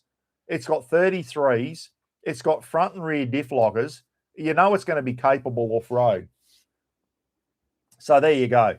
Well, there, Ty's just said, I'm just waiting for Ty to see what his payload was on the 24 to 2500. The Super Duty, everyone, don't just look at the engine. Look at the other things it provides, what it comes standard with. It's all on my videos. I'm not going to, I talked about it on my first video, the walk around, and on Monday afternoon, I go into depth and I actually, while I'm driving home, I've got a camera on the windscreen and I touch on a lot of different subjects. Fuel consumption, which I left out. I left out the bloody fuel consumption. I bloody forgot to put it into the video, but it's in the description box. On the way there, 17.76. This is towing a 2.5 ton van. 17.76 going there. I must have had a big southeasterly up my arse. Mind you, I went up a couple of big ranges. 17.76 there. 18.8 on the way home. I must have been into some headwinds on the way home. 400 Ks to Cooktown, if you didn't know, from Innisfail, and 400 K home. So 17.76. And I towed with full water tanks on the way there. And on the way home, I was towing with empty water tanks. So I would have been just a little bit lighter than 2.5. Bloody 18.8. But I must have, you got the Cooktown, it blows up there, windy. I must have been in some big headwinds. And everyone who's towed a van knows when you hit a headwind towing a caravan, your fuel consumption turns to shit. I was well under 20 per 100 in the Super Duty towing my van. I'm happy with that. Anything in the 17s, 18s, I'm happy with. That's what the BT50 does. The BT50, I hit a low 20 going down to the Barra Crab. Mind you, I was into some big headwinds. Normally the BT50's around the 18s, towing the van with full water tanks. Super Duty was the same. But does the Super Duty need a throttle controller? Funny you should say that. Damo was thinking about putting a throttle controller on the Super Duty. And you know what? I would say absolutely. Put a iDrive or Ultimate 9, they're called now. Ty, what are your thoughts about a throttle controller? I will say yes to that, Bella Jess. I've got one on the BT50. When I got the tune-up, I can't put it on U9 now. I've just got it on automatic AC, my throttle controller. If I put that on U9, it's too touchy now with the tune-up. Oh, bloody, yeah, can't have it on U9 anymore. Too touchy. I just keep it on automatic. And the bloke who did the tune-up on me BT said, don't have it on U9 anymore, mate. You don't need it. So you can have the F250 derated to 4495, yes, and payload and 4.5 ton towing to be on a car license. The new 2026 Ford F250s have a GVM of 5.2 ton. But what's their payload, Ty? The GVM's fine. What's the payload like? That's the killer, mate. It's the payload that is killing the American vehicles when you want to deck them out. It's the payload. They've got massive GVMs, but small. That's what I don't understand. They've got small payloads, whereas the Super Duty, the dual cab, 1825, and it's already got the bull bar, the snorkel, the big wheels, the big tires, bash plates. It's got 1825 after that shit's already bolted on there. 1925 or something for the single cab. Almost 2 ton payload, the Super Duty. So if you're a farmer, you want to throw those big hay bales in the back and that, you can buy a Super Duty off the shelf, everyone, and you do not have to worry about being overweight when you're towing a caravan. It's as simple as that. GVM doesn't become being over GVM doesn't become a concern. Have a look at us all. Anyone who's got a dual cab ute that can tow 3.5 ton, and we put a little bit of fruit on there, and then we want to tow, gone. Russ has bloody got a 200 series, everyone. He's had a 4.2 ton GVM upgrade on his 200 series Land Cruiser. He's got a camper trailer, not a caravan. He's got a camper trailer, and when he puts himself, Carmen, and the 2 teenage kids in the back, and his camping gear, his 200 series is almost out of the overweight again with a 4.2 upgrade. And that's what that guy said to me at Cooktown. He said, 200, mate, I'm struggling for weight. I'm going down to get a Lovell's GVM upgrade to 4.2, and it's costing me $9.5 down in Cairns for a Lovell's upgrade. And I said, you're still 300 kilos short of what the bloody Super Duty's got out of the box. What did Phil say? Every car has its pros. Yeah, absolutely, Phil. It's what one can afford and can build to suit what one wants the vehicle to do.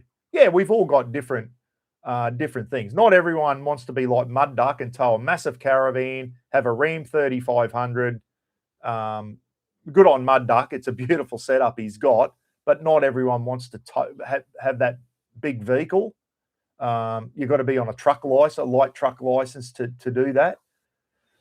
Almost 2 ton payload on the F250. But if you want more payload, you can move up to an F350 or F450. Oh, my God. Yeah, well, there you go. So you go into the big F250s, it's got good payload. But if you register your 2500s as a car, so you can drive them on a car license, the payload's shit, everyone. To go to the big payload, you've got to register them as a truck. How that works, I don't know. But all I know is your 1500s, which is your main ones, your Ram 1500, F150, and your Chevy 1500, they got shit payloads compared to the Super Duty. They've even got less payload than the friggin' normal Ranger has. I think the normal Ranger has still got 1,000 kilo payload. That's what my BT50 had, 1,000 kilo payload. Anything under 1,000 kilo payload is not good enough. And that's where a lot of these Chinese utes are coming unstuck, these FEVs, everyone. they're heavy vehicles because of the batteries and that, and they're bloody payloads. If your payload starts with a 6 or a 7 and you want to go touring, it's not good enough. If you want to just have it as a tow rig, maybe. If it starts with a 6 or 7, if you want to deck a vehicle out and have it for touring, your payload needs to start with a 10, as in 1,000 kilos. That's where the Superduty, that's where I'm a fan of it. Massive payload, 1825 to 1975. Almost 2 ton, the Superduty out of the box. When you see the chassis, you'll know what I'm talking about. Nice, Mark, but you will need a GVM upgrade to carry those beers. Taylor's still into Marky Lavelle. What else have I got to talk about, everyone? Hey, my 12-volt build, there's a clip coming out on that. I've got a little short one up, but it's bloody in there. It's in there, everyone. And I was sitting there, I've been thinking about it for a while, like, how am I going to get I'm stuck to a battery box because of that, the way my canopy is. Anyway, I come up with the idea of making a plywood L-shaped thing and having the iTech World 12-volt control box up there. And lead time gave me a 320 amp hour Bluetooth battery. And if you see the size of a lot of 300 amp batteries on the market, everyone, Enerdrive, Red Arc, Kings, a lot of your 300s, they're massive batteries. I couldn't put them in the back of the BT50. Lead time, I got the 320 mini. It's the same size as a 120, only taller. And it was only a bee's dick from going in the iTech World battery box. It was only the height that stopped me putting a 320 straight in the battery box. And I wouldn't have done a build then. If that would have fit in, I just would have thrown her in the battery box and gone from a 120 to a 320. It was too high. Length and width that fit in the battery box, no worries. The height blew it out of the water. So anyway, I've done that build with the plywood thing. You've seen it there. It's up and running. Everything's working fine on it. I've had the fridge running for 2 days out there, and I went out this morning, and it's 92% still. I just plugged the solar panels in, and then it started raining. But, yeah, so the solar's working. When I turn the car on, I've already had the cable coming into the tub from the starter battery, so I can run the 40 amp DC charger. As soon as I turn her on, I have 36 amps going in. So when I'm driving, I can put 40 amps in. I can put solar in.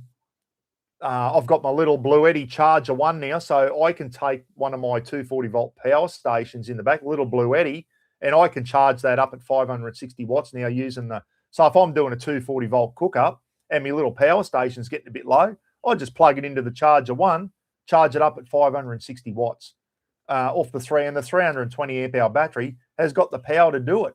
I've just got so much power in the back of the BT now with that thing. And I'll tell you now, people have bloody been buying those batteries. Every time someone buys a lead time battery and uses the Mr. Buck 12 discount code, I get an email and it goes, Mr. Buckaroonie, you've just had another referral sale, they call it. So someone's used my Mr. Buck 12 discount, and a lot of them are coming through at 880, 880, 880. The one the other day was 1,700. Someone's bought probably 2 of them.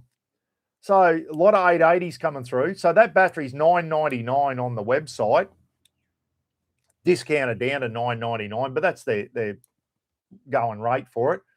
Use the Mr. Buck 12. There's $120 off everyone. So people are getting that battery at the moment for $888, and it's in the back of the BT50, and it's almost tripled my battery, and it's the same size, just a little bit taller. It's the same size as the 120. So instead of whacking my solar panels out every couple of days now to keep it going, if I'm not driving into town and that much, I don't have to worry about it now. I've got 320 amps in the back, and it looks good. It's neat. It's tidy. It takes up less room because the 12-volt hub's up on the thing. It takes up less room than the battery box. I've got, I do the side canopy. I've still got 3 Anderson plugs there if I want to plug something in. Yeah, really good. Kings is bringing out a 12-volt air fryer soon, everyone. Did you know that? There's a 12-volt air fryer coming out from Kings. So if I bought that, I just plug it straight in. I've got 320 amps there. But at the end of the day, I've got my little Blue Eddy power station, and I can run my small air fryer, 240-volt air fryer off that, my little Anko rice cooker, my little Anko frying pan, and I'm going to go into BCF in a minute and buy a little companion 240 volt kettle, pop down kettle, runs on 240, only pulls 900 watts, so I can boil water up using my little Blue Eddy power station as well. When it gets low, charge it up using the charger one at 560 watts. So I'll charge it up in an hour, hour and a half, and I've got another bloody 1,000 watt hours sitting there to do me cooking on. So really good. I've been gibbering too much. And speaking of the build, I put a thing up about how I'm not a good handyman, everyone. I'm useless, actually. Don't know a lot about 12 volt. And the good thing about that iTech World control hub, I just put it in there. I got a cable made up. I had to get two cables made up, sorry. The little, I won't explain what it is, but it's a cable that goes from the control hub out. And that only cost me $60 or whatever. Everything else is just, you just plug it in. It just works. So you don't have to be a bloody 12 volt rocket science to bloody use that iTech World thing. I've still got the Mr. Buck 5 discount code over at iTech World, everyone. If you're anything over at iTech World, there's still a Mr. Buck 5 discount active over there as well. I use my own discount code to buy that 12 volt hub. That was $700 and something. Yeah, I got it for $616. So I got me Mr. Buck discount and free delivery, and I got that control hub for $616. I got the battery for nothing from Lead Time, the 320 amp hour battery, and I'll go into Bunnings and buy some eye bolts for tie down points and some screws and all that, and got a couple of cables made up at the Auto Elect. It ended up being a pretty cheap build. Those 12 volt kettles are shit. No, it's not 12 volt, Steve. It's a 240. It's the companion 240, mate, that I can plug into the little power station. If I plug my normal electric kettle in from home, it pulls 2,200 watts. So the inverter in the little Blue Eddy isn't big enough to run the kettle. The Jackery it is, the Blue Eddy not. This thing is a 240 volt pop down kettle, and it pulls 900 watts. So I can boil 800 mil of water up using my little Blue Eddy. So I can do everything 240 in the back of the thing now. So I feel another clip coming out. Absolutely. There's a clip coming out on the 12 volt build, Phil. And I'm also going to do a 240 volt thing using my little Blue Eddy power station. I'm going to cook the rice up in the Anko rice cooker. I'm going to cook up a stir fry in the little Anko frying pan. Then I'm going to boil the water up and make a brew with this little kettle. And what I might do is after that, and then plug the charger one in, which gets its power from a 320 amp hour battery, and charge the little power station up. And that little power station's got a 100 watt USB-C, so I can run Starlink Mini when I'm out camping. Yeah, I'm really happy with it. Shady, Jean's got the little pop-down kettle, and she loves it. Is that the 240 volt one, Jean? I've seen those 12 volt kettles, Steve, the hardcore one, and they reckon it takes 11 minutes to boil the water on those 12 volt jugs. So it's too long. You're better off just using your jet boil for that. So the 240 volt one, yeah, that should bloody get the water boiling as quick as your jug at home. So I'm going to go in and buy one of those little companion 240 volt kettles, not the 12 volt, Steve. The 12 volts take too long to boil the water. You're better off just boiling it using a jet boil otherwise. Yes, Jean's got the 240 and she loves it. Yeah. You can now pull the trigger on a Puffuccino machine. No, you will not see a Puffuccino machine in the back of that BT50. While my ass is pointing to the ground, everyone, you will not see a Puffuccino machine in either my Caravan or the BT50. The day I do that is the day Mr. Buckaroonie pulls his YouTube channel down for going against his word. So there you go. No Puffuccino machines. Instant coffee for me when I'm out camping, even in the Caravan. I drink instant coffee at home, everyone. Moccona. That there, when I came on, and it's cold now, stone cold. That's a Moccona, instant. I drink instants. If me and Roz go out to a cafe and that, I have a nice puffuccino then. I enjoy, don't worry, I like them. But you start drinking bloody 3 or 4 of those milky coffees every day, it puts too much weight on. I just drink instants. Puffuccinos are life. Chrissy Anderson, I'm about to tell a funny story. I put up a thing about how useless I was at making shit.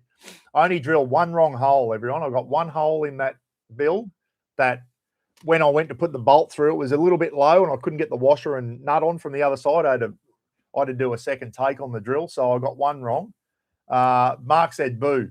No, us Queenslanders, mate, instant coffee up here in North Queensland. Put hair on your chest.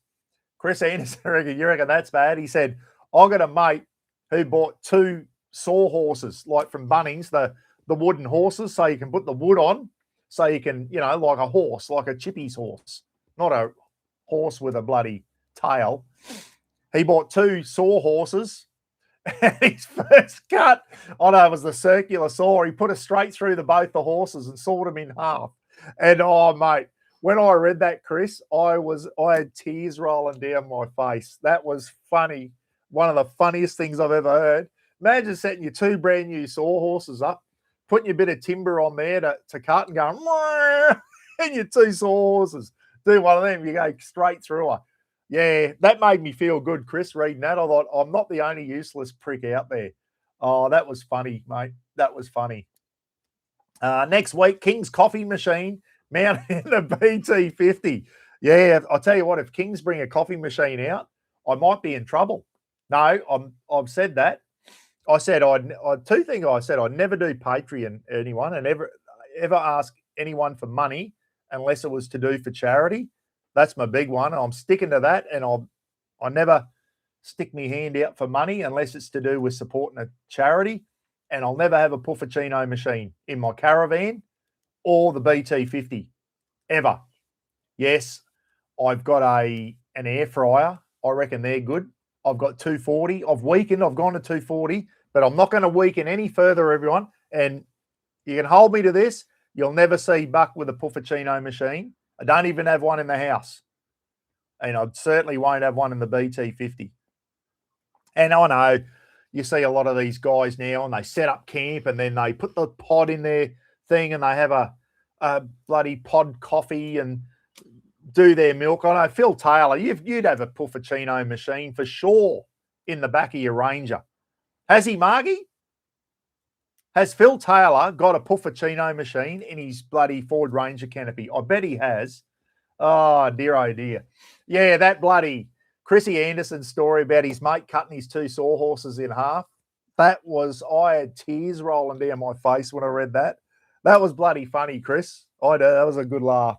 Anyway, what else have I got? I haven't got much more to talk about. I was impressed with the Superduty, everyone. Cooktown, great place. If you ever go into Cape York, everyone, and Cooktown is all bitumen all the way there. Yeah, you can go up and do the Bloomfield track, which is a beautiful drive through the rainforest. That's dirt road. But I do, and it shit itself at Monday. Oh, there you go. I knew you'd have a... There you go. And Monday got bloody washed. It was very wet, Phil. Danny Bose, Freddie Boots couldn't even get in because he wasn't booked in for 3 days or whatever. They were restricting how many people they were going to let in because yet again, Monday had a really wet bash there. So yeah, I knew Phil's I knew he'd be a puffuccino machine man for sure. He's got all the gadgets. You have to buy a new one now, mate. Go into Harvey Norman, get a new one. What are those little pod things like? I don't know. They look like a nice little stuff it around the milk and all that. I just get up in the morning and make an instant coffee. Me and Roz, I like instant coffees. I like the old Maconas.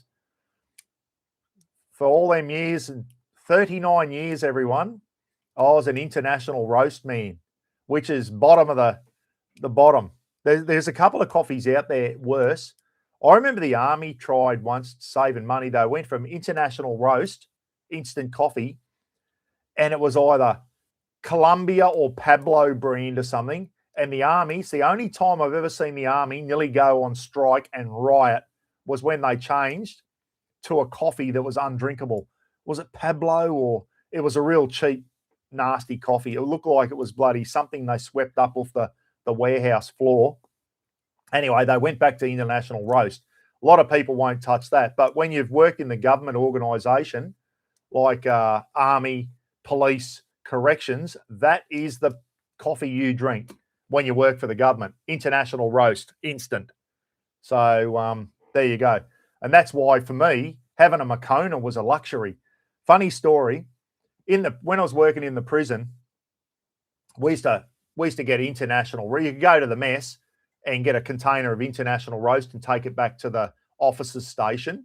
Prisoners had to buy their own coffee. They got supplied tea bags, the prisoners, but if they wanted coffee, they had to buy their own coffee, and it was international roast. Puffuccino. G'day, Pap. How are you, mate? So prisoners bought, but we got supplied international roast coffee for the officers' station. So you go get a container of, it was the little sachets. We used to go and get them, and you could make a brew in the officers' station. So the admin building where the general manager and all the admin people hung around, they had sachets of Moccona. So they were better than us, all the admin people. They were better than us screws. So Jeff Pollard was our supervisor. Pollard he'd go to the morning meetings into the admin building, and the general manager, on the way out, Pollard would sneak into the little, the brew room in the admin building, and he'd fill his pockets up with Moccona sachets. So, and he'd come back, go into Jeff's office. Jeff would go, hey, got some coffee here. You go down to Jeff's office, and he'd have hundreds of Moccona sachets that he'd stolen from the admin building. We used to put some in our pocket and go back and have a Moccona coffee, instant coffee. That was luxury back then. Compared to international roast, Moccona was luxurious. And Pollard used to flog it from the admin building. Every time he went to a morning meeting, he'd come back with a pocket full of Moccona sachets. They must be, where's all the Moccona sachets going? People drink a lot of coffee in this admin building. So it was all the admin girls and whatever, and they were outside the wire, everyone. The admin building was outside the wire. But Pollard would go out and then smuggle Moccona sachets back into us screws so we could have a decent coffee. So, good. Coffee gives me a guts ache. Tea is the go. Yeah, I have 2 coffees in the morning, Jennifer, and then usually I drink tea for the rest of the day. I love a good cup of tea in the afternoon, but in the morning, I've got to have a coffee. I'll tell you what, coffee, speaking of guts aches, as soon as I have my first coffee, it's like, get out of my way. I've got to go somewhere. Is anyone else like that? As soon as you have your first morning coffee, it's like, get out of my way. I'm going somewhere for the morning routine. Good stuff. John Pat, I've sent you via email an article of a Puffuccino machine mounted to a VW Beetles dashboard back in the 1950s. Long live international roast. Yeah, Pat knows what I'm talking about. He's done time as in the army and thing. Pat, what was the coffee the army experimented with? And it made international roast like your top coffee bean flavour. Like it was a Pablo or Columbia coffee or something. It was undrinkable. It was undrinkable. The Salvation Army man had come out to the rifle range with his big brew urns of this new Pablo or Columbia coffee, and he'd nearly get bashed by the soldiers for bringing it out. It was undrinkable. So anyway, the army changed back to international roast, thank God, because it was all right for a bloody government coffee. Didn't mind. I've drunk a lot of international roast in my days, everyone. And when you're out bush and it's pissing down rain, you've been out bush for a couple of weeks, pissing down rain, cold, you're bottom of a gun pit, the old international roast coffee, there was nothing wrong with it, let me tell you. It went down a treat. Made in Gympie. What's made in Gympie? International roast is made in Gympie. Pat Ryan, I didn't know that. Is it really? Is international roast made in Gympie? Yeah, well, there you go. The old Maxwell House was strong as buggery. Maxwell House, that was a luxurious coffee. Moccona, my God, isn't that getting expensive now? I used to get that for $14 a jar for a 400 gram jar, $37.50 now. Within a couple of years, it's nearly tripled in price. What is going on? I just noticed Coles and Woolworths, everyone, just made over $1 billion each profit. $1 billion, not $1 million, $1 billion profit, both of them. Pack of arseholes. And we go in there and get ripped off. Every time you walk in there now, you just, don't you? When you come out of Coles or Woolies, you just come out shaking your head. They get to the stage now, I don't get angry anymore. I just look in the trolley and just start laughing and shaking my head and think, that just cost me $200. Have a look at it. I got bugger all, and it cost me $200, and they made $1 billion profit. Pack of arseholes. I'd like to see a bit of that profit going back to the farmers, the Aussie farmers. I really would. Anyway, what else have I got to talk about? Yeah, no, that's all right. Got some good clips coming out. Monday's the trip home from Cooktown, where I talk about the Superduty, everyone. Some good and bad points. One of the bad points, as soon as I got in it, massive mirrors, big A-pillar, and a friggin' snorkel. And that just creates a bad blind spot. As soon as I got in, I went, have a look at that blind spot. You get used to it. But I'll tell you what you got to do is you've got to keep busy in your seat looking back and forward. Don't just sit there and try and look through it. You're going to get cleaned up. So the big mirrors make a bad blind spots, I found. Yeah, so there you go. Pablo actually was...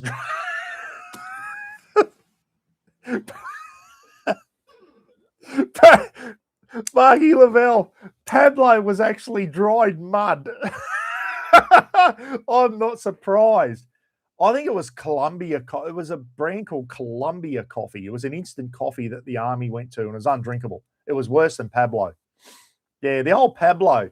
Didn't it have a Mexican bloke with a sombrero on the front of it from memory? Can you still buy Pablo dried mud at Woolies and Coles? Next time I go in there, I'm going to see if Pablo is still in the instant coffee shelf. I know you can get International Road, Pablo, I don't know. Probably one of your two better instant coffees. I think Moccona would have to be up there for instant coffee. Vittoria is another good one. It's similar. It's not a bad instant coffee. Vittoria, and it's the big granules like Moccona. And the old Nescafe Blend 43. Nothing wrong with that for an instant coffee. Nothing wrong with the old Nescafe Blend 43 as an instant. I can drink that. That's not too bad at all. But yeah, Moccona's my go-to. I like the flavour of Moccona. Oh, there was some subpar stuff, but I don't recall what it was. Could have been Pablo. That was the cheapest sawdust available. Yeah, dried mud or sawdust, some of it. Dow Egberts. I don't know if I've had the Dow. 43 bean, yeah. Mr. Donny, yeah, nothing wrong with Nescafe Blend 43. 43 bean. Nothing wrong with that as an instant coffee, and it's certainly a bit cheaper. Moccona's getting expensive, and I'll tell you, if they keep bunging the price up, I'll be just drinking tea from now on. There's a bloody... I used to get my 100 bags of Yorkshire tea, $5. I like Yorkshire tea, the tea bags. It's $8.50 now. Like, everything's going up. Not by 20 cents, going up in dollars. That's why when you walk out, you just shake your head and go, my God. Speaking of which, diesel, everyone. Where's Black? Black is still on. Why is diesel so expensive? I got to Cooktown and filled the Super Duty up. I had to put 71 litres in there. $2.72 a litre in Cooktown for diesel. $2.72. I think it's about the $2.50 mark down here. What are you paying for diesel where you are? One, it's just getting too expensive for diesel now, everyone. Why is diesel 40 cents a litre dearer than petrol?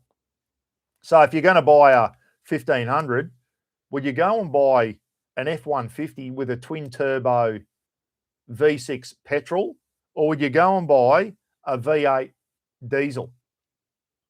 Either the Ram 1500 or the Chevy 1500. What would you buy? If you had to go out right now, put a comment down. If you went out and you went, you've got to buy one of these vehicles, a Ram 1500. Mind you, do they come with a petrol engine? I don't know, diesel. I think diesel's days are numbered. Let's do a poll. There's the diesel engine I'm interested in, and you'll see me test drive these, is GWM is bringing out a new 3-litre diesel. They're putting it in the Tank 500 and the Canon Alpha Ute, the same, and they reckon it is a beautiful, smooth diesel engine. And it's coming out this year, everyone, in the Tank 500. Just straight diesel, no AdBlue. And how do they get around that? Why can GWM do that and not Ford and Toyota? Well, the reason is GWM has got so many electric vehicles, it offsets somehow. So they don't get penalised as much because they've got so many EV vehicles on the market, whereas Ford and Toyota do not. So that's why Ford and Toyota have got to put AdBlue in there. And yeah, they reckon, Paul Marrick reckons in a couple of years, the 70 series cruisers are going to be gone. Even with AdBlue now, they reckon it's just not going to be viable. Toyota will get such heavy fines now that it won't be viable for them to keep making the 79. If they do continue, 76, 79, 78 Troopy, what's the other one? The 70 series.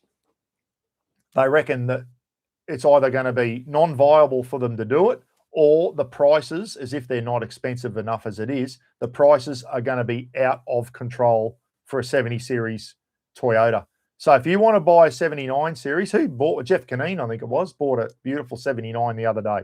You want a 70 series cruiser, new 76 or a 79 or a Troopy, everyone, you might have to, either the 4-cylinder one, you might have to get in and get them now. They may not be around in a couple of years. They may not be around in a couple of years. And I think the way our emissions laws are going, diesel is a thing of the past. I don't think companies are going to be able to make them. And even then, why is diesel 40 cents a litre dearer?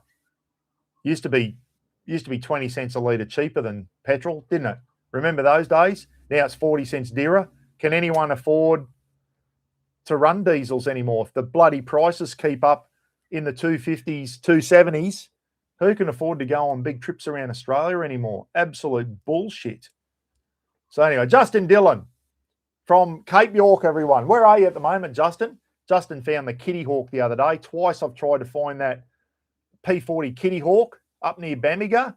Never been able to find it. Justin found the bloody thing, sent me some photos through. I could never find that damn thing. Could find the DC3 up there, but not the Kitty Hawk. Not much left of it now, the Kitty Hawk. Yeah. Bradley Howell's on. Brad, your Ram 1500, mate. Is that a V8 diesel? Still need diesel in many other places. Yeah, I know. Tractors and all that type of stuff, Lynn. I know. But when the prices go on the way it is, it makes it hard for you farmers. Happy birthday, Lynn, for yesterday too. I don't know if you got our happy birthday wishes early in the live stream, but happy birthday for yesterday. Hope you had a great day. Hope you weren't out working on the farm. So they're Moody Heads. Okay, Justin, good stuff, mate. See ya. Me and we're going out to dinner with Justin when he comes back. He's got to pick all his grog up off me. There's a little bit left, Justin. I haven't drunk it all yet. It's a V8 petrol. Brad's Ram is a V8 petrol. So there you go, which is good. I'd hate to be running a V8 diesel at the moment. My God. Ty, how do you go with that 250, mate? The big 6.7. Oh, new F250s will have a 7.3 litre Godzilla petrol V8. Oh, my God. I still wouldn't like to be putting the fuel up to that thing, Ty. I'd hate to think what they'll be chewing. 260 for diesel in Melbourne, 272 in Cooktown. Wow. I don't know what Innisfail is. I haven't had a look lately. It was 243 before I left. It'd be around the 250 mark. Same consumption as an equivalent diesel. Been saying it for years. There you go. There you go. We're all led to believe, weren't we, that diesels were more fuel efficient and all that. I don't know if they are. I don't know if they are. When you weigh it up, even if petrols are not quite, when you're towing, if petrols are not quite as good, towing, I bet they're not 40 cents a litre worse off. Surely They won't be that. Gidgey's Raptor, everyone. Gidgey's getting 11 points. When we drove from Brisbane to Townsville, Gidge is getting 11.2 in his Raptor, and he drives it hard. Like, he overtakes 140, overtake, back in, sit on 105. Gidgey doesn't baby that Raptor, and he gets 11.2 in that, which is pretty good. Petrol, V6 twin turbo 3-litre petrol. And here's my question, Ty. Why, with the Super Duty, mate, would the 3.5-litre EcoBoost twin turbo petrol, how would that go in the Super Duty? The same vehicle, the same engine that's in the F-150 Lariat, how would that go on the Super Duty, mate? Get rid of the diesel and throw the thing. Would that affect its towing capability? I guess not. If they can throw that in a big F-150 and tow 4.5 tons, surely they can do it in the Super Duty. I wonder why Ford hasn't thought about that. Throw a petrol in the Super Duty so there's no AdBlue. They're not getting stung with emissions bloody stuff and all that type of thing. I don't know. My Raptor is 15.3. Step up your game, Gidgey. Yeah, but you've put 35s on there, Ty, and you kind of rally drive in it. Yeah, so Gidgey's kept his pretty standard, mate. Still got the 33s on there and whatever. That's all he needs. He doesn't need 35s on there. He's not going to be doing any. I bet the hardest score, he did the Condamine Gorge run the other day, but even 33s on the Super Duty, that's a good size tyre. That's a good go-to size tyre. I know if you want to go do big, heavy-duty off-roading, but I wouldn't throw a 35 on. And the good thing about a Super Duty, everyone, is you can legally throw 35s on it if you wanted to. If you want to go even slower and burn more fuel, you can throw 35s on a Super Duty because it comes standard with 33s. All these people, Ronnie Dahl and all that, they get vehicle Hiluxes and that come standard with 31s and 32s and then go and throw a 35 straight on there. It's illegal. You can't do it. Not unless you get it engineered somehow. You can't do it. Not in Queensland anyway. There's only a certain amount you can go up tyre size. You can't go from 32s to 35s in Queensland. You can go from 33 to 35s on the Super Duty or the Raptor legally in Queensland. Industry doesn't want petrol, unfortunately, Buck, so they won't put a petrol in the Super Duty. But who knows, with emissions, maybe they will need to soon. Yeah, be interested. Watch this space, Ty. Will they bring out the Super Duty down the track and throw the 3.5 twin turbo EcoBoost in there? Should just slot straight in, shouldn't it? You'd think. The Super Duty's certainly wide enough. Anyway, watch this space. At the moment, the Super Duty comes with the detuned V6. But I keep saying it, for towing a 2.5 van, the Super Duty is beautiful. It's all you need. Nothing wrong with it. Bring back the 351 in the Ranger. Yeah, the big 351. Straight out of an XY GTHO, Chris. That'd be fantastic. Anyway, guys, I was going to do a poll. I forgot what it was. Doesn't matter. It was something about a diesel engine. How long have I been on? 2 hours? Where's the time? 10:34. I've been on an hour and a half. By forced, I mean necessity. Bring back the 3. Anyway, I'm looking forward to some vehicles. I'm looking forward to at the moment are the Tank 500 and the Canon Alpha coming out with the new 3-litre diesel engine. And the only thing that does that on the market at the moment for power is the Ranger V6. Okay. 620, the new it's going to have 154 kilowatts and 620 Newton meters of torque, this new GWM. And I reckon it's smooth as silk. Very, very smooth diesel engine. No AdBlue. So that's the one. The one I'm really hanging out for is the Cherry Stockman. They still haven't told us what the payload's going to be, what the GVM's going to be, or the GCM on the Cherry Stockman.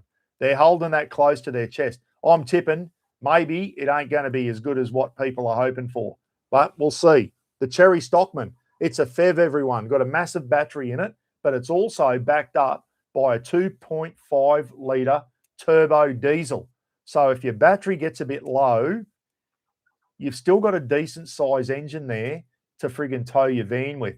Unlike the Shark, which is when your battery gets low and you got to ring a 1.5 litre petrol's engine to tow your bloody 2.5 tonne or 3 tonne van, or 2.5 tonne van, because the initial Shark can only tow 2.5 tonne from memory. Haven't they brought out a new 2 litre engine, petrol engine? Still too small, I reckon. Someone I follow, he had the Ranger FEV with the 2.3 litre petrol, and he said, but when you tow and your battery gets it, the fuel consumption on those petrols is out of control. Bad fuel consumption. But anyway, there's another guy out there. He's got a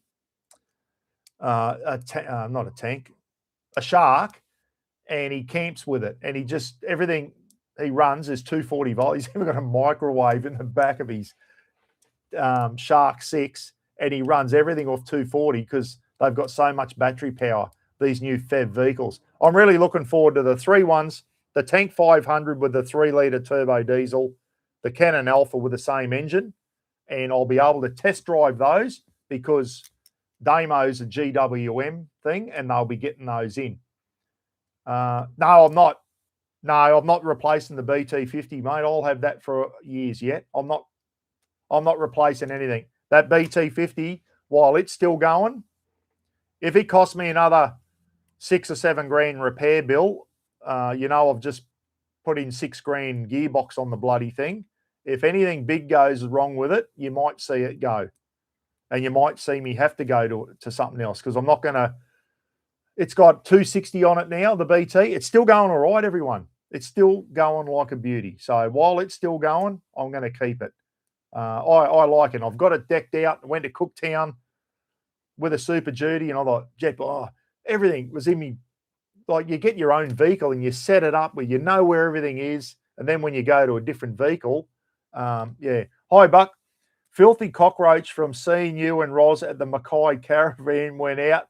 Bought the Command Grey Ranger Wolf Track. Great car, waiting for power and drawers to be built. Love it. Ray and Michelle. G'day, Ray. How are you? You can't blame me on buying that, mate. Ray said to me at Mackay, he said, I've bought everything because of you, Buck. But the Wolf Track, that's the FEV, isn't it? That's the FEV. The Ranger Wolf Track is the PH, the plug-in hybrid electric vehicle. Anyway, let us know how it goes, mate. Let us know how that goes. Small 60-litre tank in the Shark 6, way too small. Yeah, and that's why that, forget his name now, he hangs around with Cam Wild. He's got the Shark 6 and he went in and that's the other thing. These guys, they go out and buy a new vehicle for their YouTube content, and then everything that's given to them is all sponsored. The new fuel tank, the canopy, the wheels, the tyres, everything's just sponsored. I don't watch those guys, sorry. I don't mind little YouTube channels getting I get a free battery every now and then and stuff like that, but there's the channels out there that are doing all these builds and everything's just sponsored. I just don't follow them, sorry. I'd move it on BT50 before 300,000, but unfortunately I don't see too many 3.2s go past that. Do you see any over 300, Brad? I'm going to try, Ty. I only got 40,000 to go, mate, and we'll see how we go. It's still going all right. I'm going to keep the servicing up to it, and I'm going to have a go. The old Toronto, she had 300,000 on it.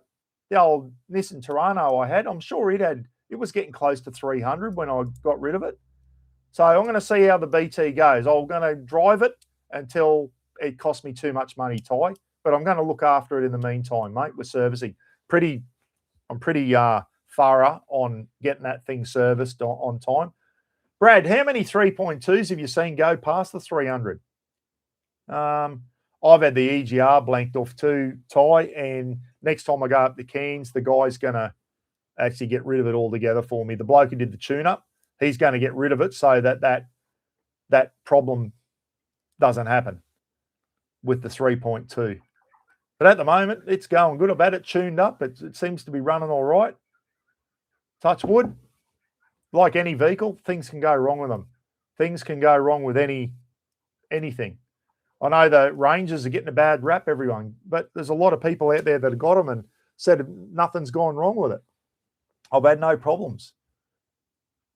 There you go. Joshy Hatch has got a 2012 Ranger, same as mine, 2012, so the same 3.2 engine. It's got 325 on it. There you go. I know Heinz got the same vehicle as me. He's about to drop a new engine in his. Heinz had engine problems with his BT50. I haven't had any. I've had a gearbox problem, but I haven't had an engine problem yet.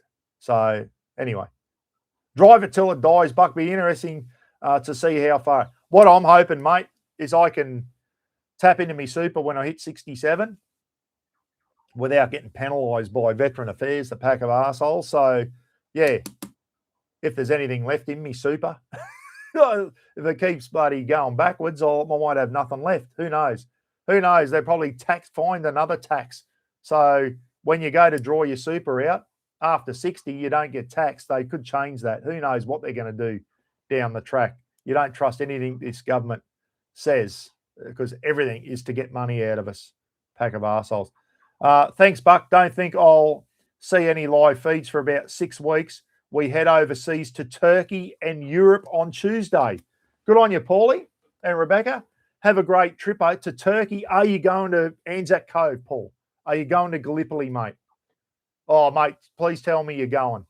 You can't go to Turkey and not go and see Anzac Cove and Europe. I'm sure you are. If you're going to Turkey, I'm tipping that you're probably going to go and see Anzac Cove. My daughter went there and she was in tears, she said. She did the tour of Anzac Cove and the guide was telling them from the Turkish perspective. The Turks lost a lot more people at Gallipoli than what the Anzacs did, everyone. They lost a lot of men over there, the Turks. And Lauren said she was in tears listening to the stories. She said that was special, going over to Anzac Cove. Really, really special. Jeff Caneen, my GU Patrol with the ZD30, the Grenade, is still going strong. What's Timmy Bates? Has Timmy Bates pulled his ZD30 shit itself for the third time? I got a funny feeling Timmy Bates is putting an LS V8 petrol in his Patrol, everyone. I haven't seen Tim for a while. Not sure what he's doing. There you go. Brad Howe's grandfather was at Gallipoli. My granddad was too young for Gallipoli, but he was in the Light Horse over in Palestine, but wasn't actually at Gallipoli. Have a safe trip over there, Paulie. Bloody, are you towing the caravan over to Turkey? Are you taking the Jayco over, mate? How good that looked. The Jayco camped up at Anzac Cove. See if you can get a C-17 to fly the caravan over. Yeah, Jim, I'm in a different, mate. Jim, yeah, I can tap into me super now, mate, but without going into my personal life too much, mate, if I tap into my super now, I'm on a Veteran Affairs pension, mate, until I'm 67. And Veteran Affairs class it as income. And I rang them. I said, it's my money. They said, we class it as income. And if I tap into my super, my Veteran Affairs pension drops dramatically. So there you go. So I'm backed into a corner, mate. I can't touch it till I'm 67. If I do, I'll get penalised. I don't get penalised by the government tax-wise. I can touch it now tax-free because I'm over 60. Veteran Affairs penalise me, mate, because they class it as income. Pack of arseholes. So I can't win, mate. I can't win. Don't get me started. I've punched walls on that over this topic. So yeah. Anyway, without going into my personal life, mate, I just got to bloody sit there and watch me super hopefully grow a little bit. I'm not putting anything into me super. It's just sitting there. And I'll just relying on it to bloody earn a bit of interest until I turn 67. Then I might pull it. Then hopefully FEVs, plug-in hybrid electric vehicles, will be even better then. And then maybe I can pull the trigger on one. Maybe not too. Yeah, well, there you go. I was a mess when we toured the Commonwealth cemeteries in Europe and we went to one of the battlefields. Yeah. Villas Bretonneux, is another one over in France, Brad, did you go to Villers-Bretonneux, mate? There's a sign up at the Villers-Bretonneux school, never forget Australia. That was one of our big battles over there, along with Gallipoli. Yeah, Lauren said she was in tears, and she was hearing the story from the Turkish side, how many Turks went to their death defending their land. And at the end of the day, they were defending their country. And I think that's why now Australia and Turkey don't have any ill feeling towards each other, because we know that we were sent there by the British and the Turks were defending their homeland. And they did a bloody good job too, defending their homeland. We couldn't break them. We kicked their ass in Palestine and the Middle East. The light horse gave them a toweling up over there. If you read into the Turks, the Ottoman Empire, the light horse towelled them up, everyone. Towelled them up. But they defended gallantly on their homeland of Turkey, or the Ottoman Empire it was called back then. Flanders Fields, yeah, mate, the Somme, all those. Too many men lying over there. And here we are in 2026 and have not learnt our lesson. We're still at war with each other. We've been fighting wars since the dawn of time, and Ukraine and friggin' Russia are still going at it. There is no end in sight to that war. That's going to go longer than World War I and World War II, the Ukraine-Russia war. And here's the Americans and the Iranians into it. It's just unbelievable. Why can't this planet, why can't we just get on with everyone? We all need to go camping with each other. That's what we need to do, not have wars. I was a soldier, guys, and, as a soldier, I think you always hope in the back of your mind, I hope we don't ever have to go to, I don't want to get shot at. I never wanted to get shot at. But if you do, you understand that if you go overseas, when I was in East Timor, I could have been shot at, I guess, but I wasn't. I was lucky. The guys who went to Afghanistan, a lot of them were shot at. No one wishes for war, even soldiers. If you do, there's something wrong with you. Have a look how many bloody Ukrainian and Russian soldiers. There's over 1 million Russian soldiers been killed in this war so far. That's a lot of men in it. A lot of men. And Ukraine will take a lot of generations for young men. There's a lot of young men that are just not there anymore. When this war finishes, Ukraine are going to go, where are all the men? They're in the ground. They're dead because they were fighting for their country. And that's what the Ukrainians are doing. They're fighting for their country because they got invaded by Russia. Yeah, make camp, not war. Exactly right. None of us want to see war, and it's a bloody horrible thing. We're lucky we live where we do, everyone, in the South Pacific. We live in a fairly stable part of the world, don't we, down here, and we like it like that, and we need to keep it like that. And that's why Australia needs a strong defence force, which we don't have at the moment. We need a strong defence force. Because if you don't have a strong defence force, it's when people start walking over the top of you. So, yeah, it's a evil necessity.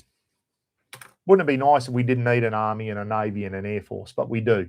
That's the world we live in. Anyway, Paulie, have a great holiday, mate. Righto, my back teeth are floating, everyone. Time to go. Superduty, I give it the thumbs up. Yeah, be nice to have a bit more power under there, but it had enough power for me towing the van. It had more than enough power for me. And would I buy one tomorrow? You bloody betcha I would. All I need is to scratch 100 grand on a scratchy, and I'll go in and see Damo. And speaking of that, get on my Facebook. If you know anyone who's in the market for a new vehicle, and it's either a Ford, a Nissan, a Mazda, a GWM, or a Mitsubishi, go to my Facebook page. Go wherever you are, get a quote on whatever you want to buy, and then get on to give Damo a ring and say, I've been watching Buck's channel. Email the quote through to him. The details are on my Facebook page. I say, Damo, I'm about to pull the trigger on a Y63 Patrol. They look all right, don't they? V6 petrol coming out shortly. The new Patrol Y63. I had a quote for 126 grand. Can you beat it? Delivered to Brisbane or something like that. See what Damo reckons he can smash people out of the park price-wise.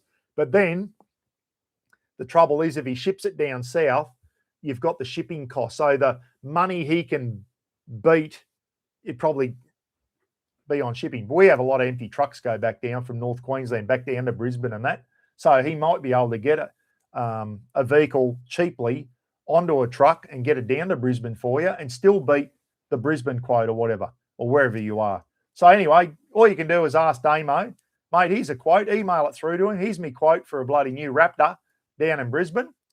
And Ken said basically Damo offered Ken a Raptor for 93 and it blew the Brisbane ones out of the water. And it wasn't until Ken said, oh, I'm going to Innisfail. I'm getting one sent down from, I was going to do a halfway meet with Gidgey. Anyway, then Brisbane come to the party. But Damo smashed the Brisbane guys out of the water on Gidgey's Raptor. And Ken said, I would love to have bought it off Damo, but it was just having to travel to get it and pick it up and all that type of stuff. But Damo can get vehicles onto empty trucks going back down south. So keep that in mind, everyone. Give him a chance anyway. Let's keep these little car yards in country towns going because they do a good job up here. They're always supporting local sporting clubs and all that type of stuff. Enjoy the rest of your weekend. 2 footy games on the Sarve. Warriors Knights. I'll be watching that one on KO. That's going to be a good one. Knights need to win that one. Otherwise, they could find the Cowboys might jump over the top of them next week into 7th position. And the Eels and the Sharks. The Sharks need to win that one too to stay where they are, to stay in 5th position. So 2 good games on the Savo. Good luck, Marky Lavelle, with his Parramatta Eels. They're at home, Mark. So hopefully they roll the Sharks, mate. See you later, everyone. Get on. I've got some good YouTube. Hope you've been downloading my recipes. I've been putting heaps up. What was the last one? I put up 2 late last night. Double one for Sunday. What did I put up? Oh, me chili con carne. And then me Bucks Mexican spuds, which is what you use the chili con carne as leftovers. Do it at home even. Just bloody microwave some spuds, cut them up, and then put your leftover chili con carne in there, bit of cheese, some sour cream, a few corn chips, bloody beautiful. Anyway, so I hope you're enjoying my recipe book. Still got heaps to come, and I hope you're either saving them or printing them out, whatever you want to do, and give them a go. Get out the backyard or even in your kitchen or when you're out camping, pick one of my recipes and give it a go. That's why I'm putting them out. See you later, Lukey Reed, you diddly donk. And thanks for tuning in, everyone. If you got a birthday and I've missed it, happy birthday. And I'll be down in Townsville next week. Probably be back by the weekend, maybe. If you don't see me next Sunday, I'm still down in Townsville, everyone. So the weather depending, because I want to get out my son's boat and bloody... We haven't had that boat in the water for too long. Deepest up the wires, says Francis Fitzgerald. See you later. Take care. Be good to each other, and we'll catch you again soon, eh? Thanks for tuning in this morning. Bye now.